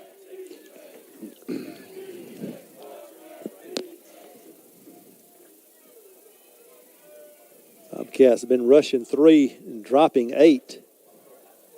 So if they keep it the same, Jenkins walks up. They'll bring everybody. Throwing it on the fade. Boy, had a step behind the defender, but I don't know if he got a finger on it. Well, one reason he didn't see it because Tyrese Holloway jumped and may have got a finger on it, but if nothing else, got his hand in the face of the receiver. Never saw it. So Holloway was beat by a step, but what you do, you got up as high as you could and distracted the receiver. Now it's punt. Punt team is coming on. Why are you punting it? 4th and 5. They may be working on their fake punt. I'm sure Jones and punt safe right here. Got to be. Yeah, I don't understand. Roberts back at his 32. You take the time out before they punt to. No, they are going to punt it. Don't understand. Roberts fields it at the 37. He's come around the right edge to the 45, knocked out of bounds near the 49. So a return of about 12 yards. I don't understand it. I hope we're getting the best formation they have. If they do not pick up the first down, we're going to get in that victory formation anyway. Coach, why not the wrong one? I don't know either. I don't understand why. Yeah, I don't understand if you're going to punt it. Why take the time out before we punt? You know, I mean, why stop the clock if you're not going? If you're not going to go for it. So Bobcats have it near midfield at the 49. Minute 34 to play. We're going to run outside zone up top. Kraft in the pistol. You called it. Takes the handoff, and he'll get across midfield, gain a couple to the 49. Clock rolling. A couple more snaps. Keeping the clock winding, and this one can be in the books if we just run our regular offense right here, though, timing-wise. Play clock at 25.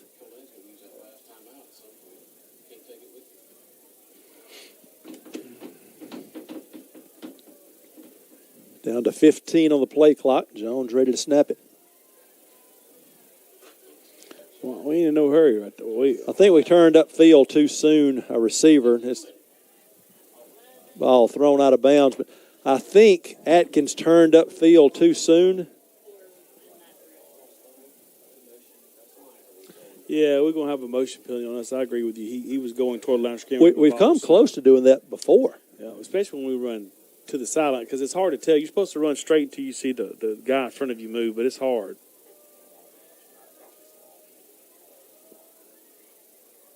Asking the coaching staff of COAHOMA if they want to take the penalty or not. Since the pass was incomplete, you may just take the play.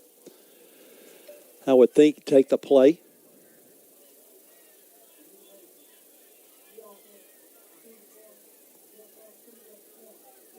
It is declined to be 3rd down and 8 from the Tiger 49. 50 seconds to play. And if we hold on that 15 seconds before he throws it, we're down to 4. Yeah. You know. COAHOMA with one timeout. Give is to Kraft. He'll have the first down to the 40, so that'll move the chains, and that will stop the clock while they set the change. 43 seconds on the clock, so we'll have to snap it one more time. They're going to wind the clock. Bobcats are going to improve to 2-0. And get ready to go on the road next week against Gulf Coast. We'll have a short post game, name the big cat of the game, and get ready to break this down. Looking to throw. Murphy is going to run it, scramble, throw to Kraft out of the backfield to the 30, 25-20, and brought down inside the 15 near the 12 as the final horn sounds. And the Bobcats will win it 31-16 as COAHOMA puts up a valiant effort here in Ellisville. but falls to 0-2 on the season. We'll take a break, come back with some final stats of this one, and name the K-Rock's big cat of the game right after this. This is Bobcat football. Munn Enterprises, a manufacturer and installer of signs and related visual products, was founded from humble roots in Hattiesburg, Mississippi in 1981. A family endeavor from the start, the goal was to build an industry leader rooted in the family passions of quality craftsmanship, excellent customer service, and innovative ideas. The family business, which started with a 1,200 square foot fabrication shop and one truck and trailer, has grown to include a state-of-the-art 70,000 square foot manufacturing facility with more than 70 employees. Installation and service crews work across the southeastern United States and are committed to completing jobs efficiently, expertly, and safely. A belief in ongoing training ensures employees are educated on best practices in the industry, and specifically on safety measures. Knowledgeable sales representatives, expert engineers and estimators, detail-oriented project managers, and efficient personnel in our procurement, accounts payable, and human resources offices ensure that clients are treated with the highest level of respect and that projects are given expert attention. All details are covered by our office, including permitting. This passion for detail and for quality has earned the continued business of national clients, including Walmart stores and Southern Tire Mart. Our staff also includes in-house graphic artists and a marketing consultant who use industry-leading software and trends to conceptualize and design renderings that are bold and innovative. We also specialize in the construction and installation of awnings and canopies. These products are expertly engineered to be durable and eye-catching. As with every project, we ensure all details are covered with a dedicated project manager to ensure the best service for our customers. Bold, innovative, visual products. A team dedicated to your complete satisfaction each and every time. A belief in quality craftsmanship and top-notch customer service. These are our promises to you. Choose Munn Enterprises and experience the difference between a vendor and a partner in success. Great seats at a great price? Get them safer, simpler, and smarter with Ticket Smarter. A proud partner to the biggest names in live sports and events, including ESPN events and iHeartRadio. Ticket Smarter has seats for over 125,000 live events and 48 million tickets for sale. All backed with the Ticket Smarter 100% ticket guarantee. Thinking about your next great live event? Think smarter. Think Ticket Smarter. Get your tickets your way, guaranteed, at Ticketsmarter.com. Handcrafted with care. That's Jack's new Southern-made meal deal. Our handmade chicken sandwich, golden crispy fries, warm flaky fried pie, and a refreshing sweet tea. All of this for only $5.99. That's our hand-breaded, southern-fried, fresh, never-frozen chicken. Man, things are just better when they're handmade. Depends on the hands, I guess. The new Southern-made meal deal, only $5.99. It's the final here in Ellisville, 31-16. Jones improves to 2-0 as COAHOMA falls to 0-2. Final numbers of the game, 17 first downs for COAHOMA, 14 for Jones. 24 carries, 49 yards for the Tigers, 39 for 160 for the Bobcats. 21 out of 45 for 172 yards for COAHOMA, 9 out of 18 with an interception for 81 yards for Jones. 69 plays, 221 yards for the Tigers, 57 plays, 241 yards for Jones. The Bobcats were beaten in the time of possession, 31 minutes to 10 seconds to 28 minutes and 50 seconds. A couple of fumbles for the Tigers, 3 of them. They lost 2 of them. Jones had 1 interception. That's the only turnovers of the game. 3 out of 12 on third down conversions for the Bobcats, 4 of 18 for COAHOMA. And 1 of 2 on fourth down for COAHOMA, 1 of 1 for Jones. Both teams good in the red zone, 2 for 2 in scoring chances for COAHOMA, 3 for 3 for the Bobcats. Individually, Modest, the leading rusher, 13 carries for 84 yards for the Bobcats, had a touchdown. Kobe Kraft had a touchdown as well, 18 carries for 62 yards. Receiving, Josh White, a couple of catches for 18, 1 for 29 for Kraft. That was that last play of the game. Bart Evanston punted 7 times, 6 inside the 20 for an average of 43.3 yards, a long of 53. The big cat of the game, we'll name it now, Brought to you by K-Rocks right across the tracks here in Ellisville. Rocky and Karen Purvis, always supportive of the Bobcat programs here, and they have sponsored the Big Cat again. 4 nominees. The partner, Chuck Robertson, will name it. One of them, I just mentioned, Bart Evanston. He had a heck of a night punting. 7 punts, 43.3-yard average, long of 53, 6 inside the 20. Wow. Defensively, called these 2 guys' names out a good bit. Dontavius Howard led the way with 7 tackles, 1 tackle for loss. Lorenzo Smith, 5 tackles. He had a tackle for loss as well. Those are 2